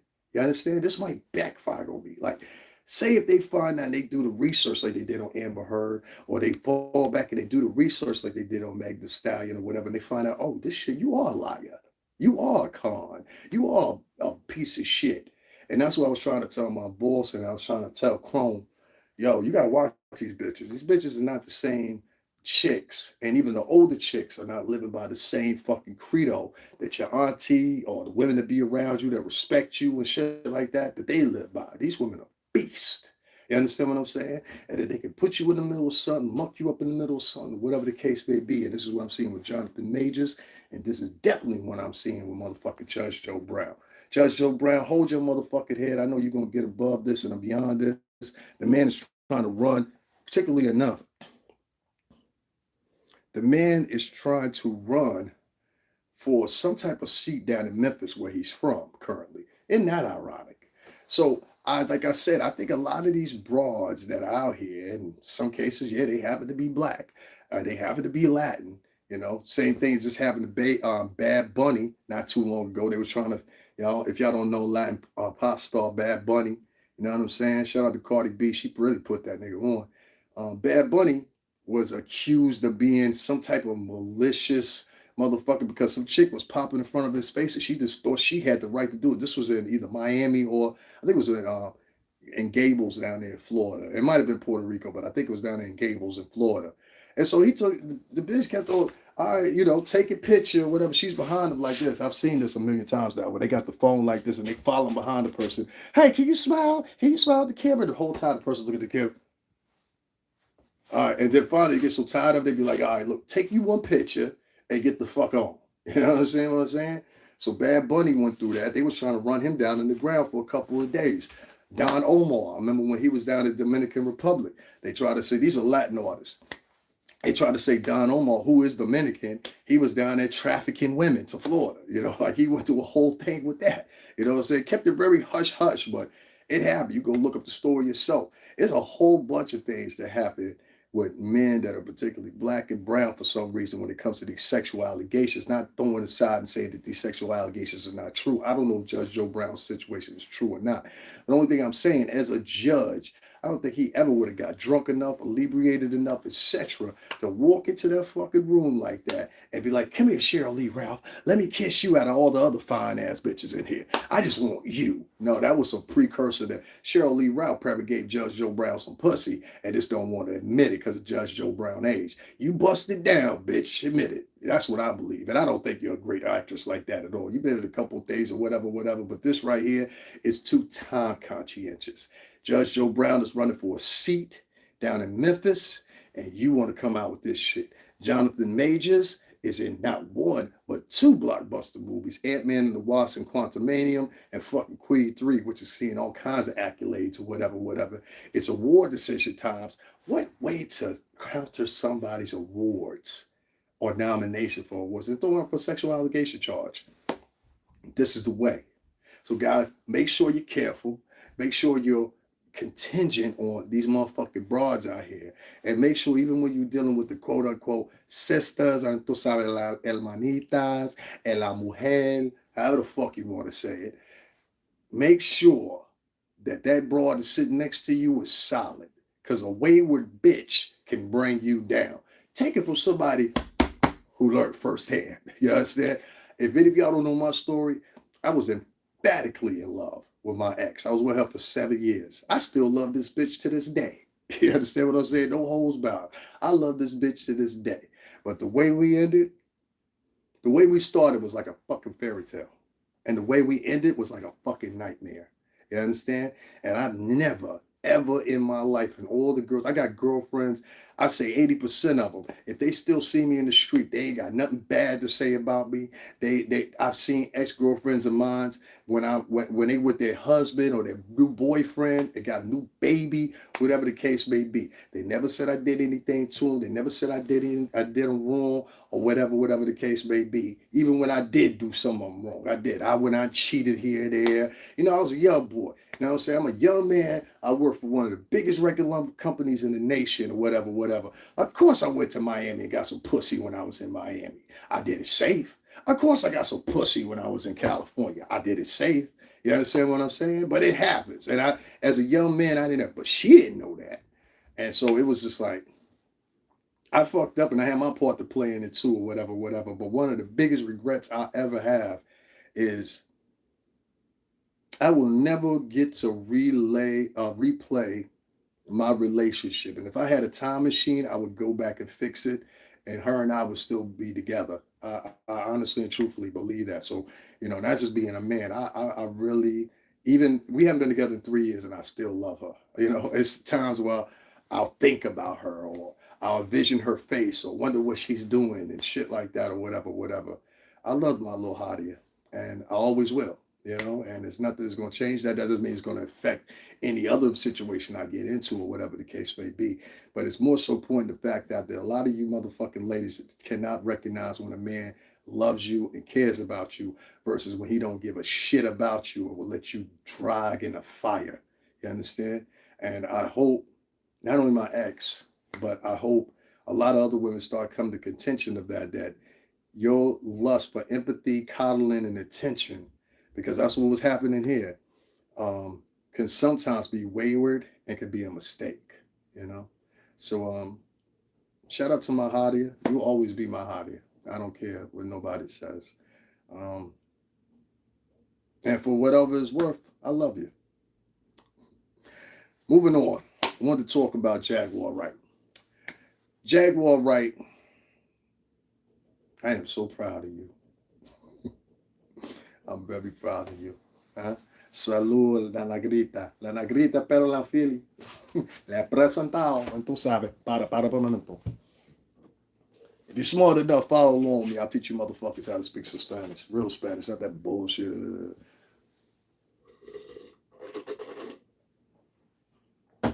Point is,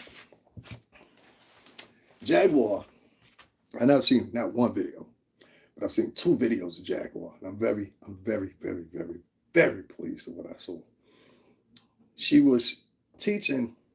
Let me put this in perspective. In the Animal Re podcast, I'll make sure I put this inside the description box or pinned comment or whatever, so you can see the links for yourself if you haven't seen them.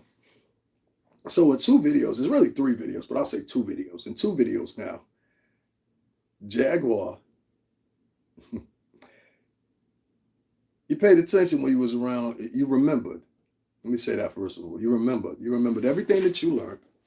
You remember everything that the A&R guys, to see those don't exist no more. The A&R guys taught you. You learned everything that people at press taught you, and you're teaching it to. I'm not calling you Legina, Angela, and I appreciate that. It also did something for you. It made you reclaim your power. You understand? And that's what I wanted you to do. And you did it. Reclaim your power. You cannot let these motherfuckers online navigate you, friend or foe. You seen me in here or whatever. You seen people confirm, oh, they can't put my name in the chat room, or they can't put my what's the name in the chat room because somebody's flagging them or whatever the case may be, right? But that doesn't stop me. We're going on hour 2. You understand? And I'm not about to sit here and argue with them, but so much because it's a waste of time, you know? But what I want to tell you is this. I want you to continue what you're doing. You're doing a good fucking job, sweetheart. And the other thing I want you to do is, I know you got to keep the show going, but Let me give you an example, and you'll learn this too. See, for Jaguar Wright, it's really just about remembering things. She knows the path. We come from the best, right? You come from Clive. We come from Clive. I come from Puff. You don't come from Puff, but you understand what I mean, all right? You have to remember who you are and retrack who you are, Jaguar. And this is what I mean by that. You are a superstar, all right? Don't pay attention to any of these motherfuckers. They tell, oh, she's a has-been. Her little career. This woman's put out almost 5 projects. How about you? I count one of them because it's an EP, but it's a project. She's put out almost 5 projects.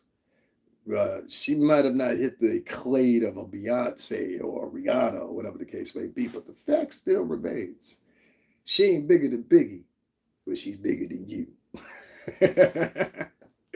She ain't bigger than Biggie, but she's bigger than you. And you know, I know she's bigger than you. Let me share this real quick before I say this.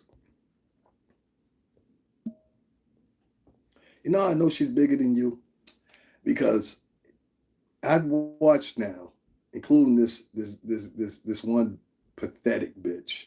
You know, you are a pathetic bitch. You know, like there's certain female bloggers I go after every now and then. I make mention of. I won't say their name or whatever. I'm not really too high end on going after Sherelle or Perry or whatever the case may be, because they just do what they do. You know, they elder statesmen, just let them rock. You know what I'm saying? But Sherelle, I appreciate that you fell back on the commentary. I do appreciate that. And you handed the helm to Perry. Perry, I know you think you a killer. Oh, Perry. Anyway, we got a lot of people online nowadays that sit around and they make fun of this woman and they talk about this woman or whatever, and we all know it. And these people, they receive hundreds of thousands of views for doing that. Meanwhile, her page sits back at 20K. Isn't that amazing?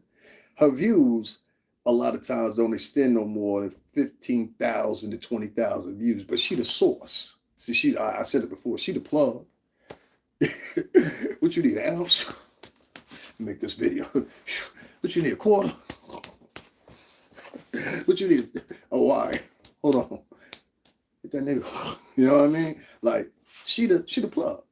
And whether you want to admit it or not, your channels have flourished off talking about her in a negative fashion. So if you talk positive about it, your channel ain't gonna flourish. Believe me when I tell you that. You understand? Guys, make sure y'all hit up the Cashapp, $STRINGERBELL80. That's Stringer Bell 80. The link is found in the description box. Please hit that. If anybody is on here and you're one of my followers, can you please put my Cashapp in the comment section? It's $STRINGERBELL80. Jaguar the plug. You're not going to make money talking good about Jaguar, which I noticed initially when I get on here, but it ain't about that. You know, I tend to think of things in a scope basis and what's the real modus operandi here. And that's getting this girl back into the fucking stage where she belongs. See, one thing about us as artists, I'll get into what I'm saying in a minute. One thing about us as artists is I worked in that industry for 17 years. It's all I knew. I was in there since I was a kid. You understand what I'm saying? I mean, literally a kid. I'm talking about 3 years out of high school. I was in the music industry. And it was a chance happening. To this day, I think Sean Prez, I think Chrome, because they were the ones responsible while I was there. I first initially spoke to Chrome. After I spoke to Chrome, I spoke to Sean Prez. And it's been on ever since that day. So for that part, I can never thank you guys enough for not only putting me down with the team, but giving me some experiences that I've never, without you guys, would have possibly had. Thank you very much, Indigo Sun. She put it in there for me. $STRINGERBELL80. Guys, we got a goal today of $150. We've got 25 of it so far. We need y'all to contribute, make the other 25, the other 125 happen. Why? Because I want to prove to a point that you can make money talking bad about this woman. But I want to prove a point that you can make money talking good about her. Because if I start that momentum, others will follow. There's a couple of y'all out there right now that want to do the same exact thing, but you down there choices, and you're like, well, if I get on here and I talk for an hour and a half to it, something, you got to take that hit, man. You got to take that hit and just realize everybody ain't going to fuck with you. You know, it is what it is. But me, I'm gonna stay with my P's and Q's because I know what it's like to be her, and I know how she feel. After all them years that you've been in the music industry, she had been there longer than me. She had been around since like 94, 95. So she was a kid too. And after you've been there for that long, and that's all you've been around, hopping in and out of this van, that van, hopping in this club, going in this hotel, eating at this restaurant, whatever, whatever, whatever. That's why y'all saw her at that restaurant she was eating at. That's basically a step down probably from what she's used to. She found that because it reminded her and mirrored of what she had used to eat at. I found myself doing it. That's why I went to that restaurant 9 all the time that you saw me, which I would love to go to again. So one of y'all make sure y'all donate $20 because I would love to go there today. It is so. I'll get into that in a minute. I don't do much for myself. I really don't. I don't get to do much, and it's like my money's allocated to things. Rent being one of them. People don't know what it's like to have our experiences, to travel around the country. For me, I was a performer too, not as broad as her, but I was a performer as a recorder. I've sold music, which is one of the biggest things. People tell me all the time, well, I'm an artist. Have you sold any music? No. Well, you're not an artist. You're just a nigga with a hobby. You know what I mean? Like for right now, till you sell a unit, you a motherfucker with a hobby, Um, so I've sold music, multiple different tracks of my own. And I know what it's like when all that's snatched away from you.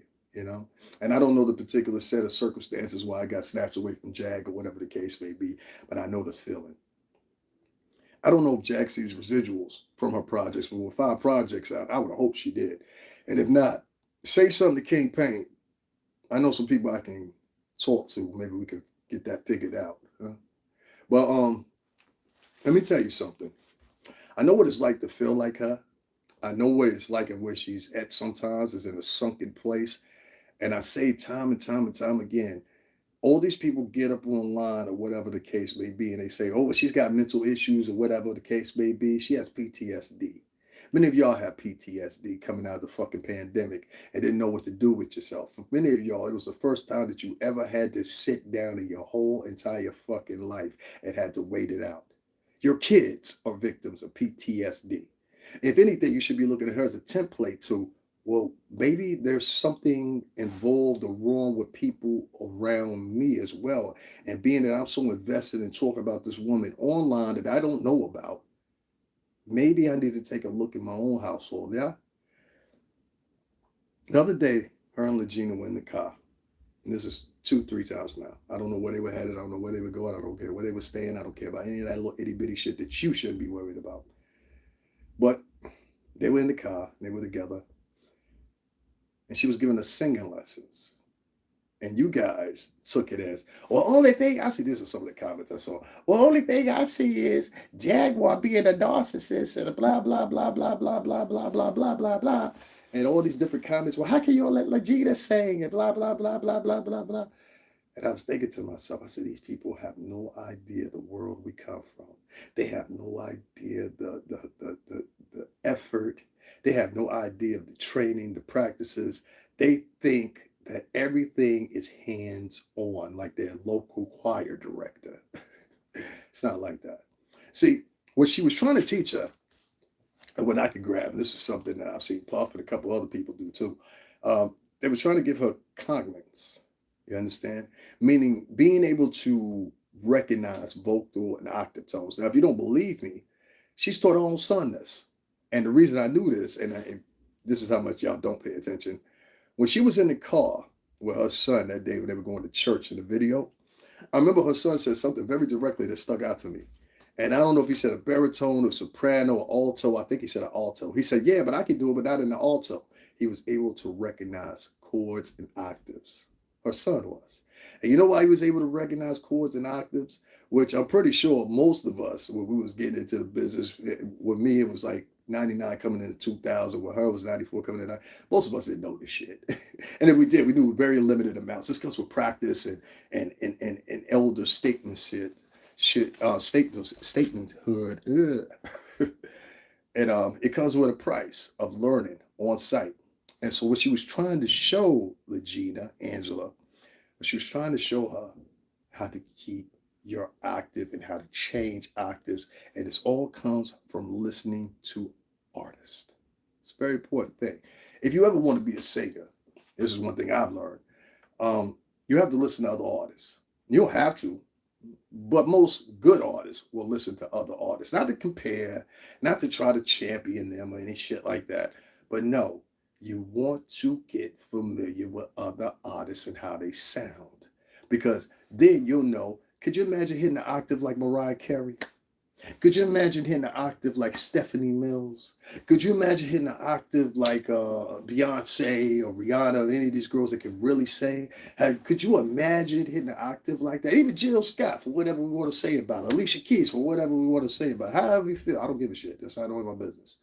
My point is, these girls can sing that I just mentioned, and a lot of men as well. The same thing falls for you. She was giving her the correct lesson. And I could tell you firsthand, if Puff was around, if Clive Davis was around, I even go as far as to say many other people that were in the music business, if they were watching that and they saw what she was doing with Legina, they know exactly what the fuck it is. I told a couple of my artists that. That's what they were saying. Music is a science. Most people don't realize that. It very much is. You have to be not only rhythmic, or however you fuck you say that. I got an accent. It's hard for me to say some words. But with rhythm. Not only do you have to be with rhythm, but you also have to pay attention to cognizance of the tone, cognizance of the octave the person is singing in. And basically you have to realize, I'm gonna give y'all one, right? Basically you have to realize that when you hear a beat, or if you don't hear a beat, if you just hear a melody, you have to build that melody around a sonic, how can I say it? You have to build that melody sonically where it resonates with other people, where they want to pay attention to you. This is why you, like, back in the day, I used to hear a lot of rap. They'd be like, yo, I'm a rapper. You want to listen to my shit. You take it up in a puff or whatever. And I would listen to it. I'd be like, this shit sound amateur as shit. They'd be like, how you say my shit sound amateur? We worked on that for weeks. I said it sound amateur because it sounds forced. It doesn't sound like something that's natural. It sounds forced, And there's been a couple forced songs out here that have made it. Don't get me wrong, but they never propel to the point of expectancy like the ones that are deemed for that specific reason. You understand what I'm saying? If that makes any sense to you guys. So she knew what she was doing, and she was trying to teach her cognizance as far as sonically, and that means being able to pay attention to who's carrying a chord a certain way, how long they keep the chord held for a certain way, and a couple other things. You guys have heard me saying on here. Most of y'all gave me likes and thumbs up. I didn't get one dislike, so that's a good thing. A lot of y'all left comments too on 3 of the videos that I uploaded. So I know this to be true, and recording Quad Studios, Daddy's House Record Studios, Electric Lady, and a host of other different basements and closets along the way before that. I always talk about my one homeboy. Shout out to him. Like, I don't know where he is nowadays. We used to record this. He had the booth in the closet and the computer and all that shit outside. The booth was in the closet. I'm dead serious. And when you close the door, he had a light in there. I was reading the lyrics off my little what was the fuck some things called at the time? Y'all remember the chirps? I'm taking it back. Y'all remember the chirp? Where you at? I'm over here. You coming back though? Yeah. You know what I'm saying? I was very proud of her for doing that, because this is how they teach you in the industry. So Gina, Angela, whatever the fuck your name is, I like it. All right. Make sure you pay attention, because it may not seem like it makes sense now, but it's gonna be this one day that you're just walking about and you're like, do do do do do do do do do do do.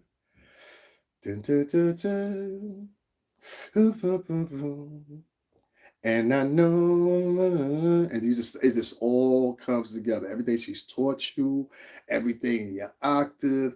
Next thing, Jack, teach you how to breathe. Teach you how to breathe. No, man, ain't no question, because I know what it's like, and I know what it's like for people to bash down on you and talk about you or whatever. And it's just a shame to me that we don't have more motherfucking these so-called men. And this is why a lot of these women be calling y'all punk pussy motherfuckers too. I'm gonna say that. I'm gonna stand on that. This is a reason why a lot of women are calling these men out, because we got a whole bunch of pussy ass men and fucking conniving, do nothing, never been nothing, never been about nothing, like that healing, whatever that bitch's name is, or that fat bitch, that left bitch. Well, y'all see that fat bitch that keep talking about Jag too?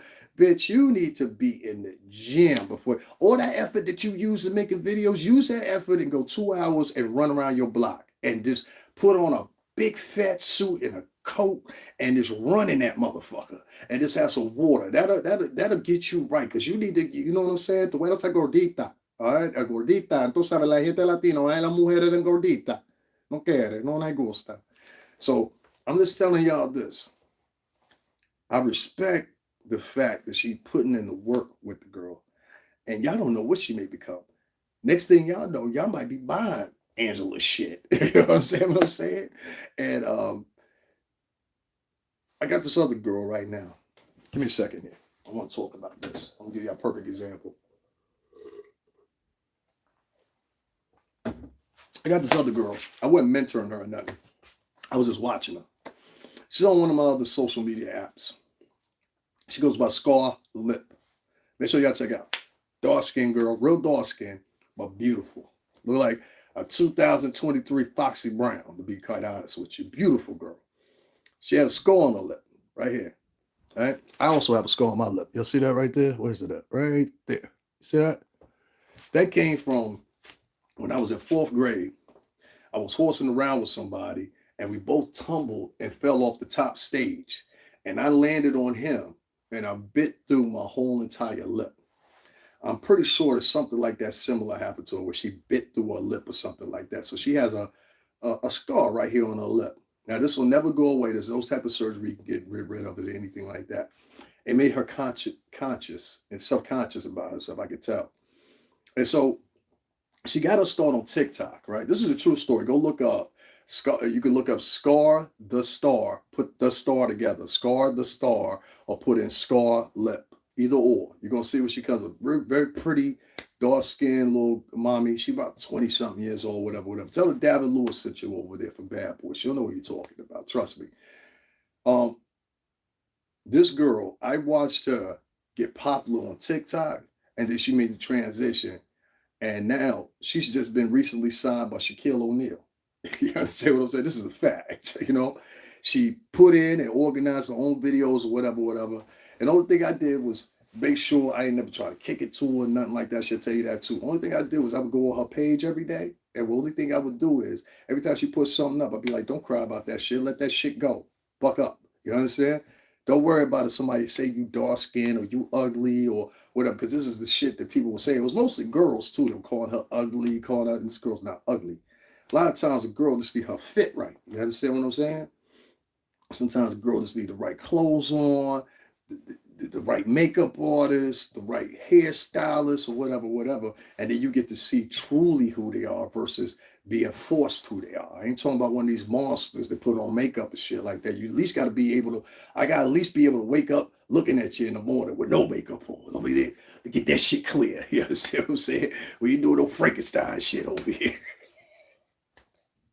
But outside the jokes, the point I'm getting at is there's a litany of women, it seems, that are colorist.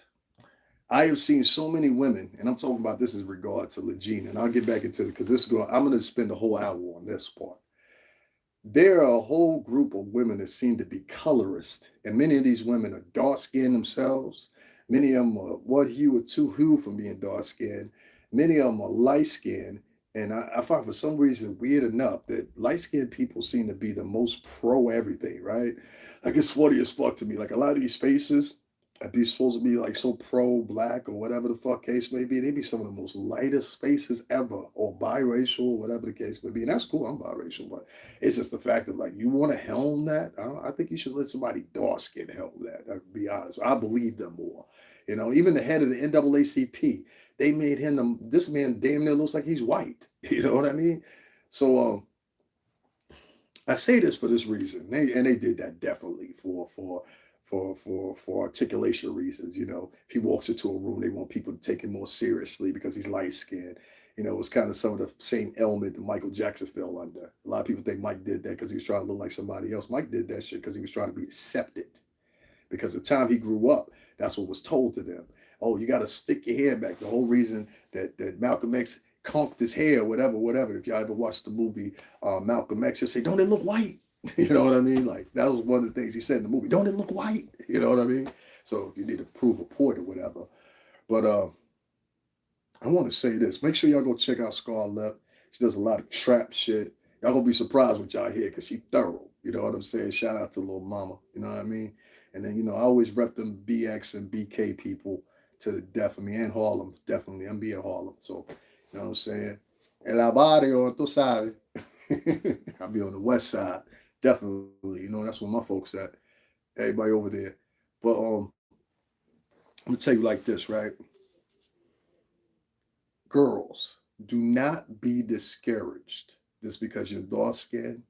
I'm trying to find a way to say this. Just because you're dark skinned, you don't phenotypically look like the certain person that would be a star or whatever. Don't let that shit discourage you. This girl just got signed to fucking Shaquille O'Neal, okay? And everybody, and I watched it as people were trying to tear her down. That's my point.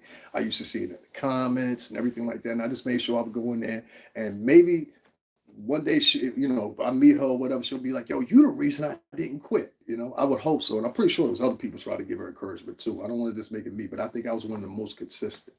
And I did this for every part of a year. And every time that I did this, I noticed she would have something else plotted. All right, now I'm doing a video shoot. Now I'm doing this. Now I'm doing that, you know.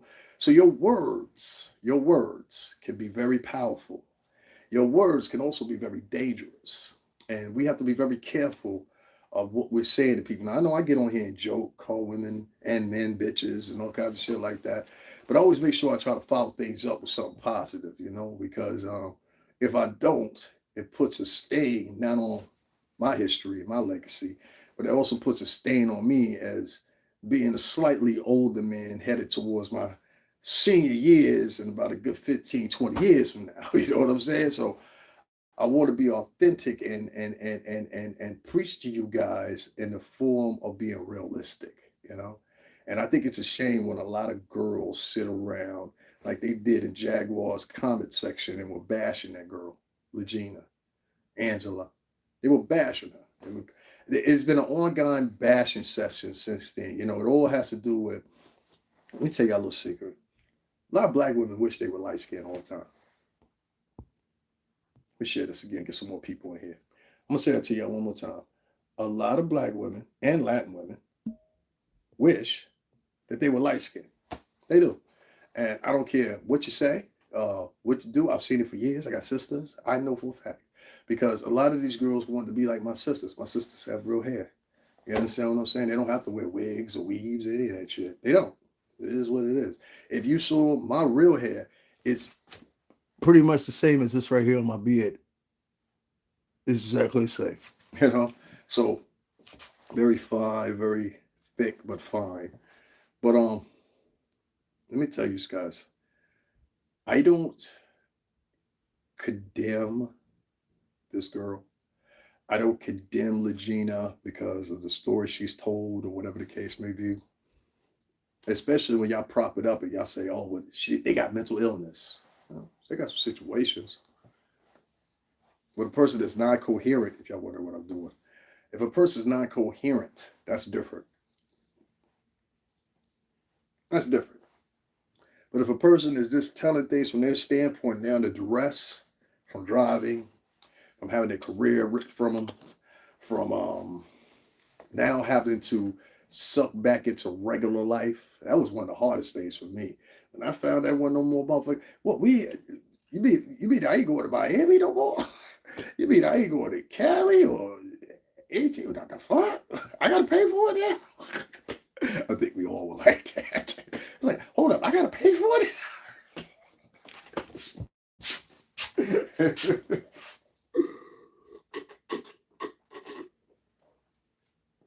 I was really like, yo, I gotta pay for it now if I want to go down there. But it is what it is, and this is where I believe with a culmination of marriage, where these two, Goomba and Jaguar, were at. Goomba's a regular guy, okay, And I'm gonna tell you like this, Jaguar, from experience. When you date somebody and you're a musician or a former musician at child, a lot of times it ain't gonna work. Um, I'm not saying you should go date another musician either. Don't get me on ever confused with that bullshit. That's a bad idea sometimes too. You know what I mean? But a lot of times. But what I'm saying is, I think your next move, Jaguar, if you're gonna date someone, you need to attach yourself to somebody that's got something going on in the music field. I don't think you attach yourself to normal jokes because you're not normal. You got to understand that. To be able to come up with these concepts, these words, these everything else in affiliation with music, that doesn't come from normal people. Everybody can't do what we do. I can go into a fucking studio, write a whole fucking song for you in 10, 15 minutes and have had people on site that can confirm that for me, including people that have recorded Shakira, Wyclef, and everybody else. You understand what I'm saying? So I threw up one of the videos. I think it's still in the community section or whatever, me at the studio, whatever. You guys can go check that out or whatever. I just put it in Davin Lewis, Daddy's House Recording Studio. A litany of different videos will come up. You can just go check it for yourself. All right? You know, I don't tell no lies over here. But I know the life of a musician. And it's very hard to make somebody that's normal or comes from a normal background understand you. It's even harder when you have things that you have to take care of in order to get back into the fray of the music industry. And the person that you're with, particularly sometimes, may not understand that. You know, they may not understand its urgency, they may not understand the importance, etc., etc. And so then we fall into Goomba. Homie, I gotta talk to you for a minute. I don't have nothing against you. All right. I don't have nothing against you. I don't know you. Um, I respect you and thank you for your duty and your service.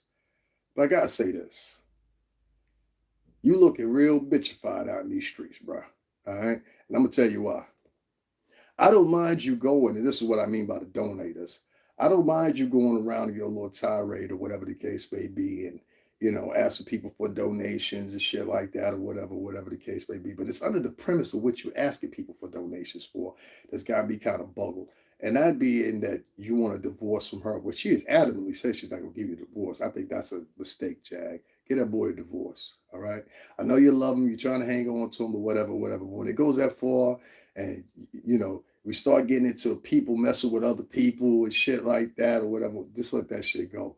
Because no matter how much you try to reconsole that, like you did when you got out of the mental hole the first time, and you try to reconcile with him, that person's not going to want to do it because there's been so much damage done already. And that's not good for your mental health. It's not good for your mental health. It's not good for a look. And I know a lot of these motherfuckers, more than anything, they want to see you and Goomba destroyed at this point. They feel that you stole it from them. I don't think so. I think it's quite the opposite.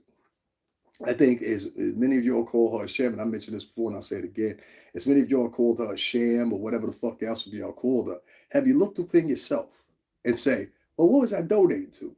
Well, you were donating to gossip, you know? And being a tourist that I am, and me knowing the Northeast, and Philly's basically the Northeast. If we were talking about Harrisburg and Mechanicsburg, my cousins live down there. I know that area or whatever. It's closer to Maryland or whatever. That's why I could hear that little Maryland come out of her voice sometimes when she talk. You know what I mean? What up, dear? That comes from the Dutch that were down there. You know what I'm saying? And maybe y'all don't know that. That's where that accent comes from in Maryland. It comes from the Dutch shoremen that were down there, and later on the Irish that were down there in the Maryland banks and some of the Pennsylvania docks and shit like that too. But her outside of her accent, the area is more reminiscent of the Northeast. The way she talks, the way she moves, whatever. And I know for a fact that she really ain't. She a Philly girl because she was raised there, but you a Jersey girl on the paper. You understand? You know what I mean. I ain't got to get into that. You one of us. Even in Philly, you one of us. So I could recognize and I could go along with what she talks about. I could listen to her, whatever. What if the whole draw was you guys would sit back and y'all were so invoked, and this is why I said I can make a lot more money if I got on here to talk shit about people and made that a daily basis for like a week or whatever. I've been sitting on here for almost 3 hours and only have one donation of $25. You get what I'm saying? So Trust me, I ain't doing this for the what's the name. My goal is 125, by the way, guys. Make sure y'all hit up the Cashapp, $STRINGERBELL80. But I know I won't get any donations like that because I'm talking good about Jaguar, but fuck it, it's all right. I think one of the things that's the problem here is when you get situations like this that have been too far bygone, the best thing to do is to leave them alone, you know, when it comes to shit like this. And people, they're going to say what they're going to say or whatever the case may be, but none of y'all are encouraging this woman and saying, hey, well, I'm not going to say none of y'all because a lot of y'all on her page are, or her page, her actual page are.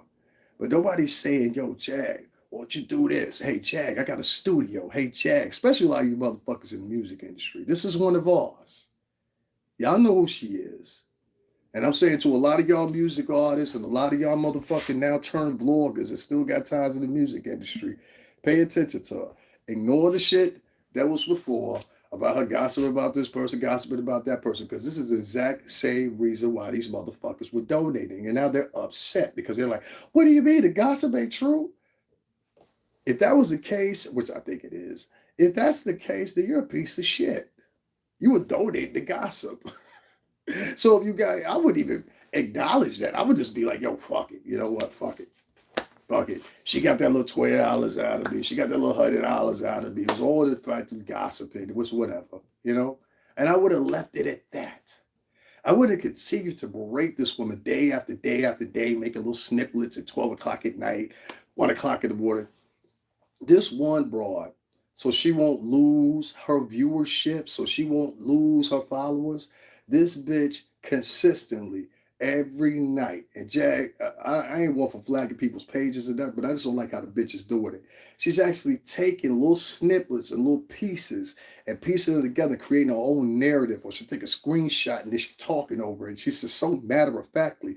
And if you look at this old ass bitch, because that's what you are, you're an old ass, washed ass, heavy makeup wearing, ain't got no money to get in the club, pretending that you better than what you are, but really, bitch, you regular ass bitch. You's a beer drinking ass bitch. Let me wait on the side curb for my Uber ass bitch. A dusty ass bitch. They went to motherfucking Rainbow and got a new outfit type bitch. I know your type. We'll pass you by at the club. You know that and I know that. You're too old. And it's not back to your age. It's the fact that you look like an auntie. A bad auntie. A heavy makeup wearing auntie. You understand? I don't like women like that. And this broad, night after night after night after night after night. This is what I mean by this predatorial type shit. She's sitting there watching this woman's page, and every night she's sitting there and she got something to clip. She got something to make up. She got some type of motherfucking what's the name to put in there, whatever, whatever. And I'm looking at this bitch and I'm like, bitch, are you serious?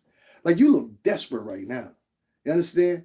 And before that, you was arguing what I think is one of the homies, it looked like him anyway, one of the homies from over there that used to be signed with Rough Riders, which is a whole nother problem. You think that nigga still got access to them? You know the girl, they got girl Rough Riders too. You know that, right? That's another mistake a lot of these chicks make. They be popping their lips online. I'll be like, yo, shorty, I got bitches too. You know, I got some bayhighs in motherfucking West Side of motherfucking Harlem that will bang your fucking head in. Just like that. You don't want my uncle Poochie coming to see you. That's a crazy Dominican bitch. She coming to chop you. I don't even want to know who you attract. I'll give you a hint. I'm healing. I keep telling you, I watch these bitches with these little clever titles and clever screen names. Healing. They got some shit called healing, looking from within, or some of this other esoterical bullshit ass fucking. Ignore them motherfuckers. You about to hear some bullshit. Trust me. Whenever it's a fucking what's the name that seems like it's in the elk or the helm of being good material based off the name, but the material that's on the page don't match healing. It don't match being whatever fucking narrative they got. If it don't match that shit, move the fuck away from there. But we've got thousands of motherfuckers, because you can see a representative of the numbers, the demographics. You can see it and you're like, whoa, is this many motherfucking shitty ass people on here? And they all screaming the same story. Motherfuckers, they ain't even donated to Jaguar Wright. Sitting up here acting like they mad. What you mad about? What you mad about? Oh, you just want to join the pitchforks. Let me check this out, guys. Make sure I'm not ignoring anybody that donated anything.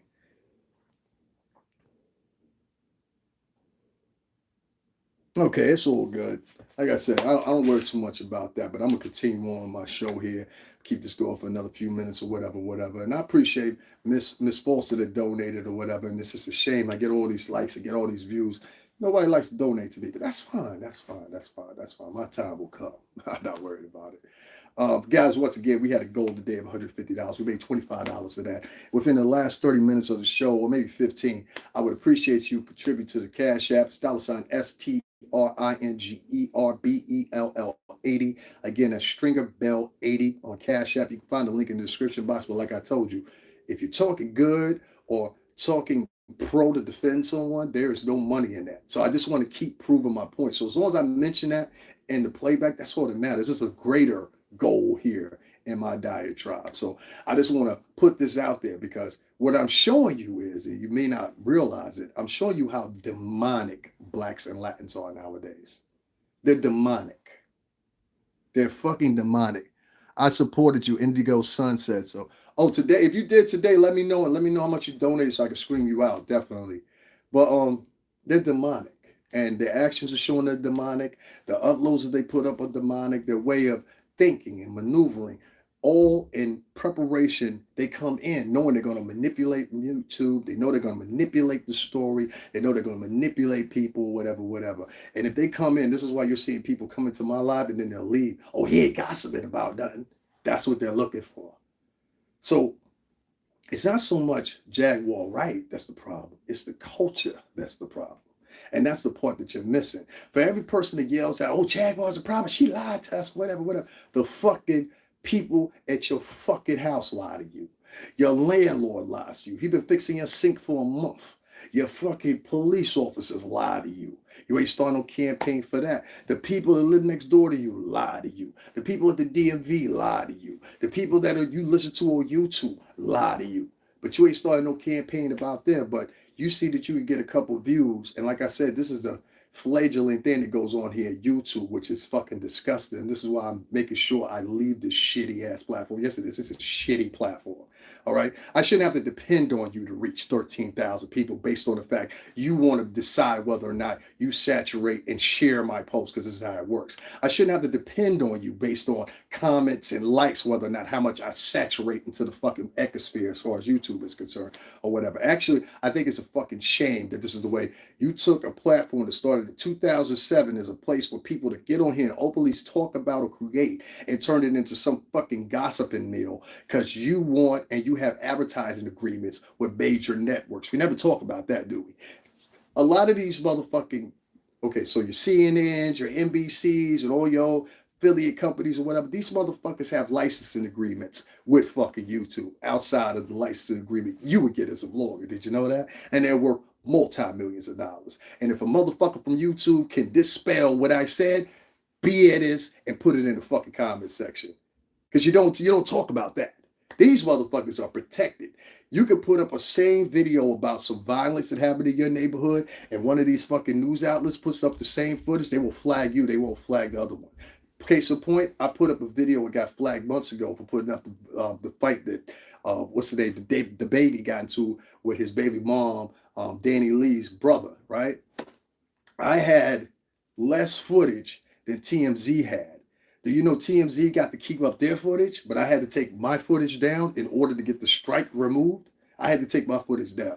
So they're very much protected. Trust me when I tell you that. There's a whole bunch of licensing deals that YouTube has worked out in the past 3 or 4 years or whatever the case may be. So as you know with the news most of the time doesn't have good stories to tell. They usually have horrible stories to tell.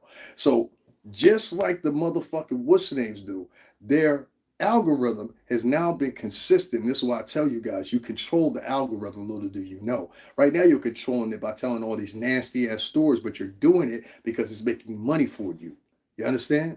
Now, it's the same thing if you talk negative about anybody in any other demographic, too. If you talk negative about that person, it's going to saturate because it looks like it's sensationalism and it's something that the bigger news networks they can work off of. They'll use that material of what they worked off of and they'll keep their own plowing going because they know it's guaranteed views. See, when you have a CNN, that's guaranteed views. When you have an NBC conglomerate, that's guaranteed views. When you have this one, that one, or this network, you have guaranteed views. And this is the fucking template that YouTube is working off of. YouTube is a shitty place. It really is. For more of y'all that don't recognize that, I feel sorry for you. This is a shitty place to be at. It really is. This is like almost being in the dregs of society right here, you know? And I've come to the contention of that. That's why I said it's slowly been building another place and building another, you know what I mean, area for me to be in where I don't have to depend on YouTube to announce to people based off likes or based off of duration or whatever the case may be why I'm on here for so long, you know? And it's just, it's really sad, man. It's really fucking sad. So fuck YouTube. That's first and foremost, you know what I'm saying? And as they aptly did just a minute ago, they restarted my clock. My clock says now 35 minutes and 14 seconds. But you guys know I've been on here for a minute. It's all good. It's whatever. I don't give a fuck about YouTube. All right.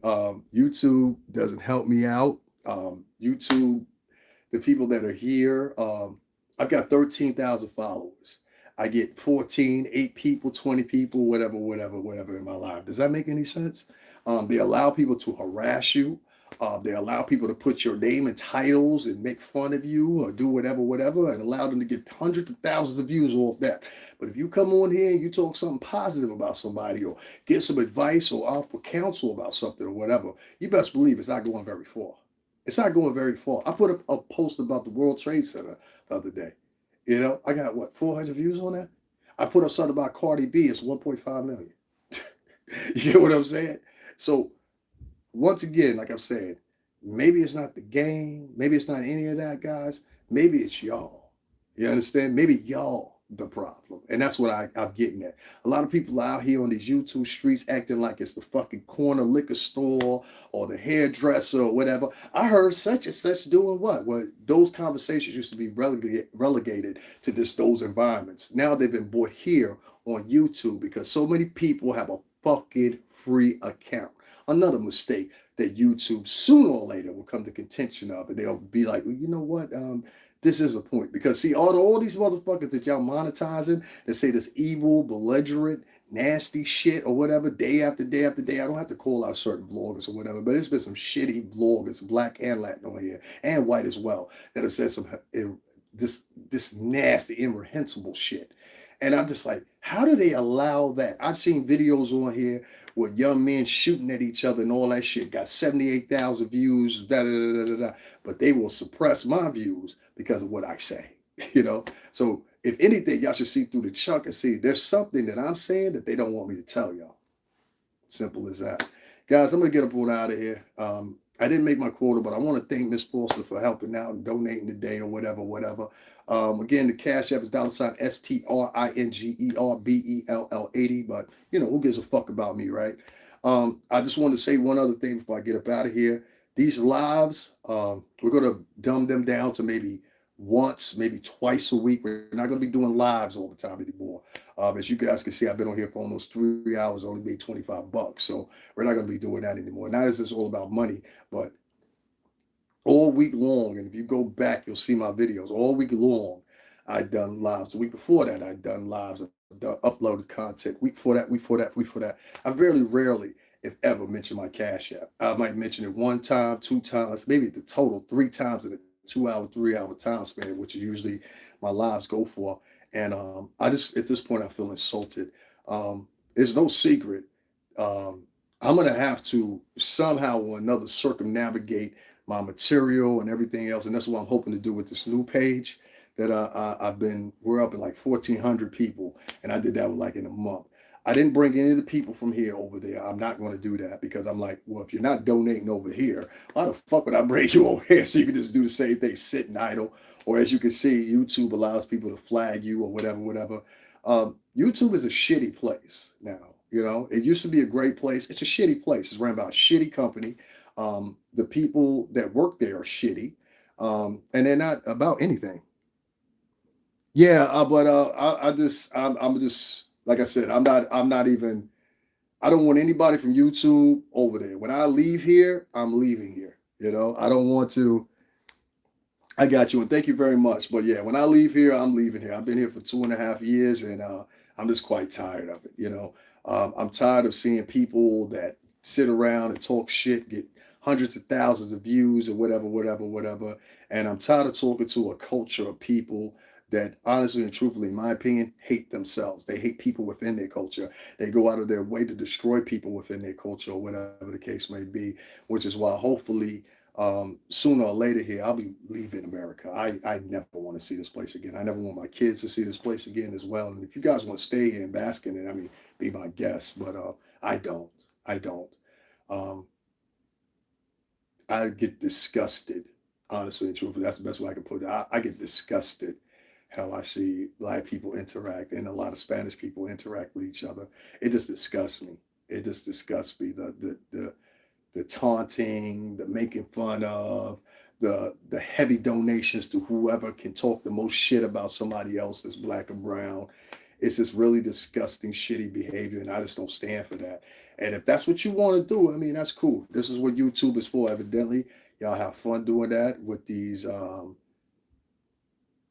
literally racist, and at some point, I almost think fall right winger base website. I really think that this website is ran by or in charge by a few white supremacists or alternative thinkers, if you want to say. And the reason I say that is it seems like I've seen a lot of vloggers, if they're talking about something positive, they're talking about something good, they won't be saturated into the algorithm. That has a lot to do with the viewership too. But what I will see is people that bash people, talk shit about people, curse on people, threaten people. I've heard people on here saying, whatever, whatever, whatever. They will get 78,000 views within 45 minutes. And I'm like, how is this? It's because the culture and the 78,000 motherfuckers that just want to hear that type of material. And I also had to come aware of there's a lot of people that they don't know any other type of way than this. You understand what I'm saying? Arguing, fussing, you know what I mean? It's just that's who they are. And so I don't want to, and starting this new platform, I don't want, honestly and truthfully, I hate to say it like this, I really don't want any brown or Black people over there if I don't have to. And if I do, I want them at a certain ilk. And this is why I tell you this. Based off the demonstration of shit that I've seen, and that's not my brand of reporting or whatever, I don't want to be around people like that. I wouldn't sit at a dinner table with you. I wouldn't be friends with you. You can log out as much as you want to. I don't give a fuck. You're not donating anyway. But I'm going to say what I'm going to say. This for a rebroadcast. I wouldn't want to share dinner with you. I wouldn't want to be friends with you or whatever, because ultimately within that friendship that's gained, the moment I do something that you don't like, this is what your alternative is. You understand? And I think excuse me, not Jennifer. I think Jaguar Wright is a perfect example of that. They loved her.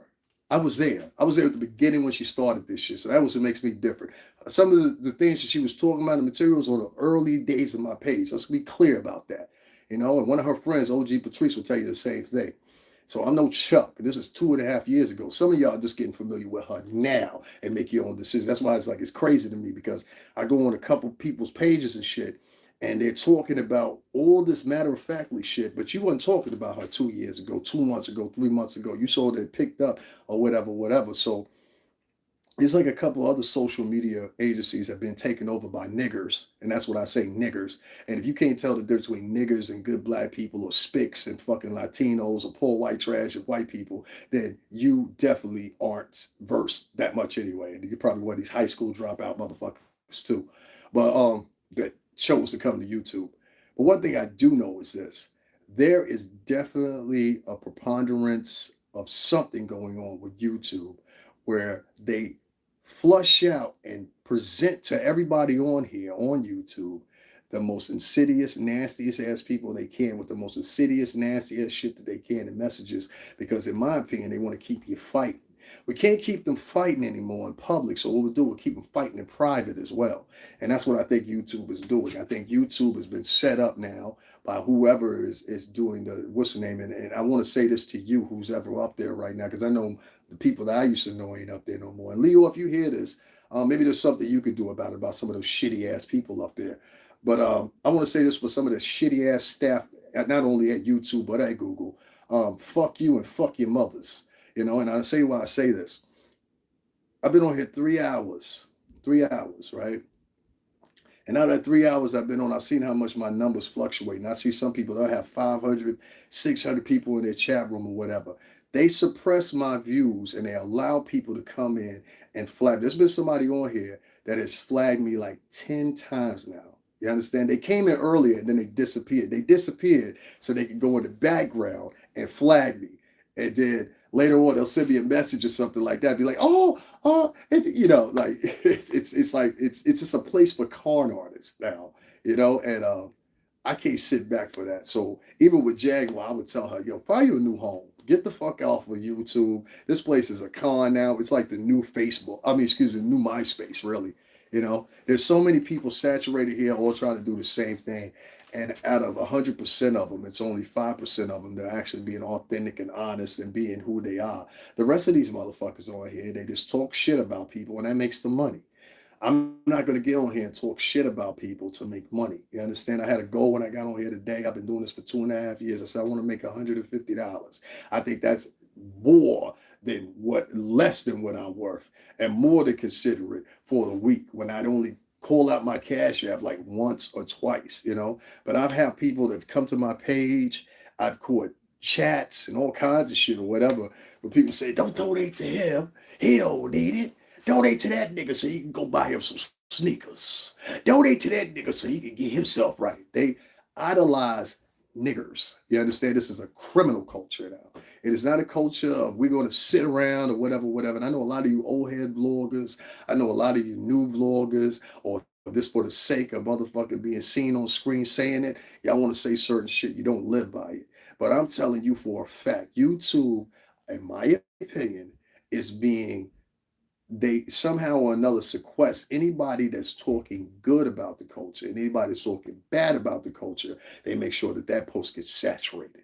You understand what I'm saying? With viewers. And I don't give a fuck what you say. I've seen people go live for within 10 minutes. They got 400, 500 viewers on here. There's no way. All good CC are leaving. The negativity is not what I want to be a part of. I understand though. Yeah, it's a waste of time now. It really is. It's like, it's a suck ass website. You're dependent on them. Like people don't know the length of this. I've never seen many websites where you're dependent on them, how they saturate you and get you out. You're dependent on how many of their followers, even if you've got 13,000 like I do, how many they alert that you're live. You're dependent on them as far as your uploads. You're dependent on them and what you can upload. And if you don't talk about certain things that current or happened in the past 12 or 24 hours, then they won't even let your video sit. You know, it's like it's a whole bunch of bullshit. I'm just like, yo, you know what? I can do better than this. So one of the considerations I took upon myself was going to a new element and a new website that's fresh. And they'll probably eventually be on the same bullshit, but at least I can get there through the curtain. And then the other thing that I'm doing is, I remember a friend helped me build a website so that way I could go live, get an email thing or whatever, whatever, and get some real sincere people in there versus a whole bunch of niggers that and poor white trash and spics that want to sit around and hear me talk because they want to have some ideas to throw in their podcast and then move around and act like it's their words. Like I saw this sucker ass nigga the other day that dresses up in drag and shit and thinks it's funny. Use my fucking words. You understand what I'm saying? Don't use my words, bitch nigga. You a bitch nigga. You around here calling other niggas bitch niggas, nigga. You the bitch nigga. And I know you'll shoot nigga. I'll shoot back. You's a bitch nigga. Full bitch. You understand? And you know who the fuck I'm talking about. I ain't got to say no names. You's a bitch, nigga, for many of different reasons. You understand? But this nigga is getting his numbers up, everything else. I watched the bitch go from fucking, what was it, 1.2K followers to 7,000 followers within 2 weeks talking about Jaguar Wright because the end thing to do is talk down about her. So the only thing y'all got to do is just pay attention to my posts and you'll see what I'm talking about. If you're talking positive about somebody, you notice every last one of the people that I had as a subject, I didn't say anything bad about them. I didn't. And there's no money in that when it comes to Black and Latin people. They are a criminal culture now. and you have to accept it. They are a criminal culture. They only respect criminal shit. They only respect negative shit. And they only respect if you're stockpiling on someone else because they're scared to do it to any other culture. That's the reality of it. So best be you. I know a lot of y'all take it forward how things used to be back in the days, but it's best for you to just stay the fuck away from it as much as you can. And if you don't see it, I don't know what to tell you. You'll be a victim of them once again. And I would say to any new vlogger that's coming along, I will say this to you to save you some time. If you're coming along as a new vlogger, I would say this: stay away from Black and Latin audiences. They are a hindrance. They are vindictive. They are nasty. They will harass you. They will bother you. They have no empathy for you unless you are a woman. And even in that's coattail, because you see what they're doing to Legina and this girl. They say she's got mental health problems, but you got motherfuckers doing 9 and 12-hour lives. You understand what I'm saying? Night after night after night after night after night after night. And they got the most information.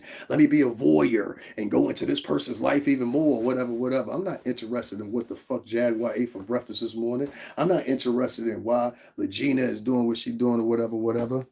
Yeah, it's for cash apps, exactly. It's for cash apps. So I just proved my point by sitting here for 3 hours, that you cannot talk positive about people on YouTube.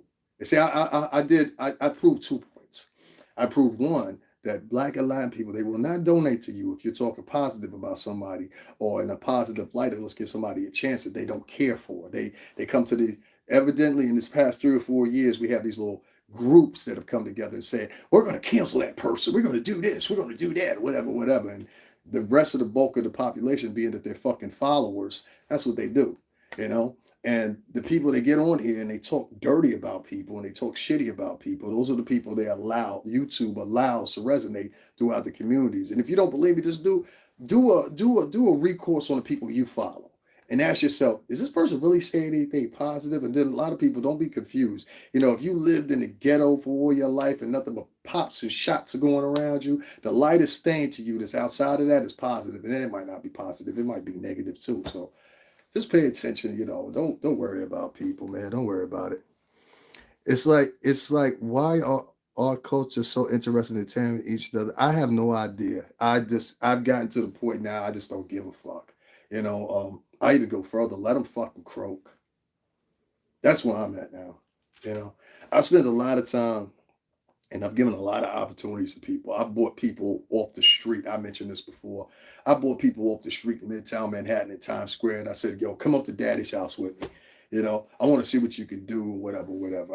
I've gotten people hired and got them jobs. I've done a lot of things that even people that know me intimately are not aware that I've done, and people will vouch for me that I've done it. I've done a lot of things secretly. I get off doing a lot of things secretly and just smiling. With you, if you were to acknowledge and know half of the things that I've done to put people in good situations, and then turn around and ask yourself, well, why hasn't nobody done nothing for you? It's all because of a couple of reasons. One, people just don't like me. I can live with that. I don't care. Everybody's not going to like you. Two, people don't like the way I look. Three, people don't like the way I deliver things. And to a lot of people, I'm a challenge to them. From the time I walk in the room, I'm a challenge to them. They look at me and they say, that's the guy I want to compete with. And it's a variety of reasons or whatever. This is why I don't keep many Black and Latin friends nowadays, except out of business or long-standing relationships. I don't conversate with many Black or Latin people because usually it's some form of criminality or something talking about jail, or you remember that time we was locked up or some silly shit like that. I don't want to talk about shit like that. It's not my concern. It's not my interest. It's not my reality. Um, it's always something negative. And if you really take a look at the people that you talk to or maybe interact to, maybe it's a better idea. Neely Fuller, if any of y'all don't know what he is, he said the best thing for you to do is just stay away from most Black people. And he was Black himself, and he said this because he said they hate each other.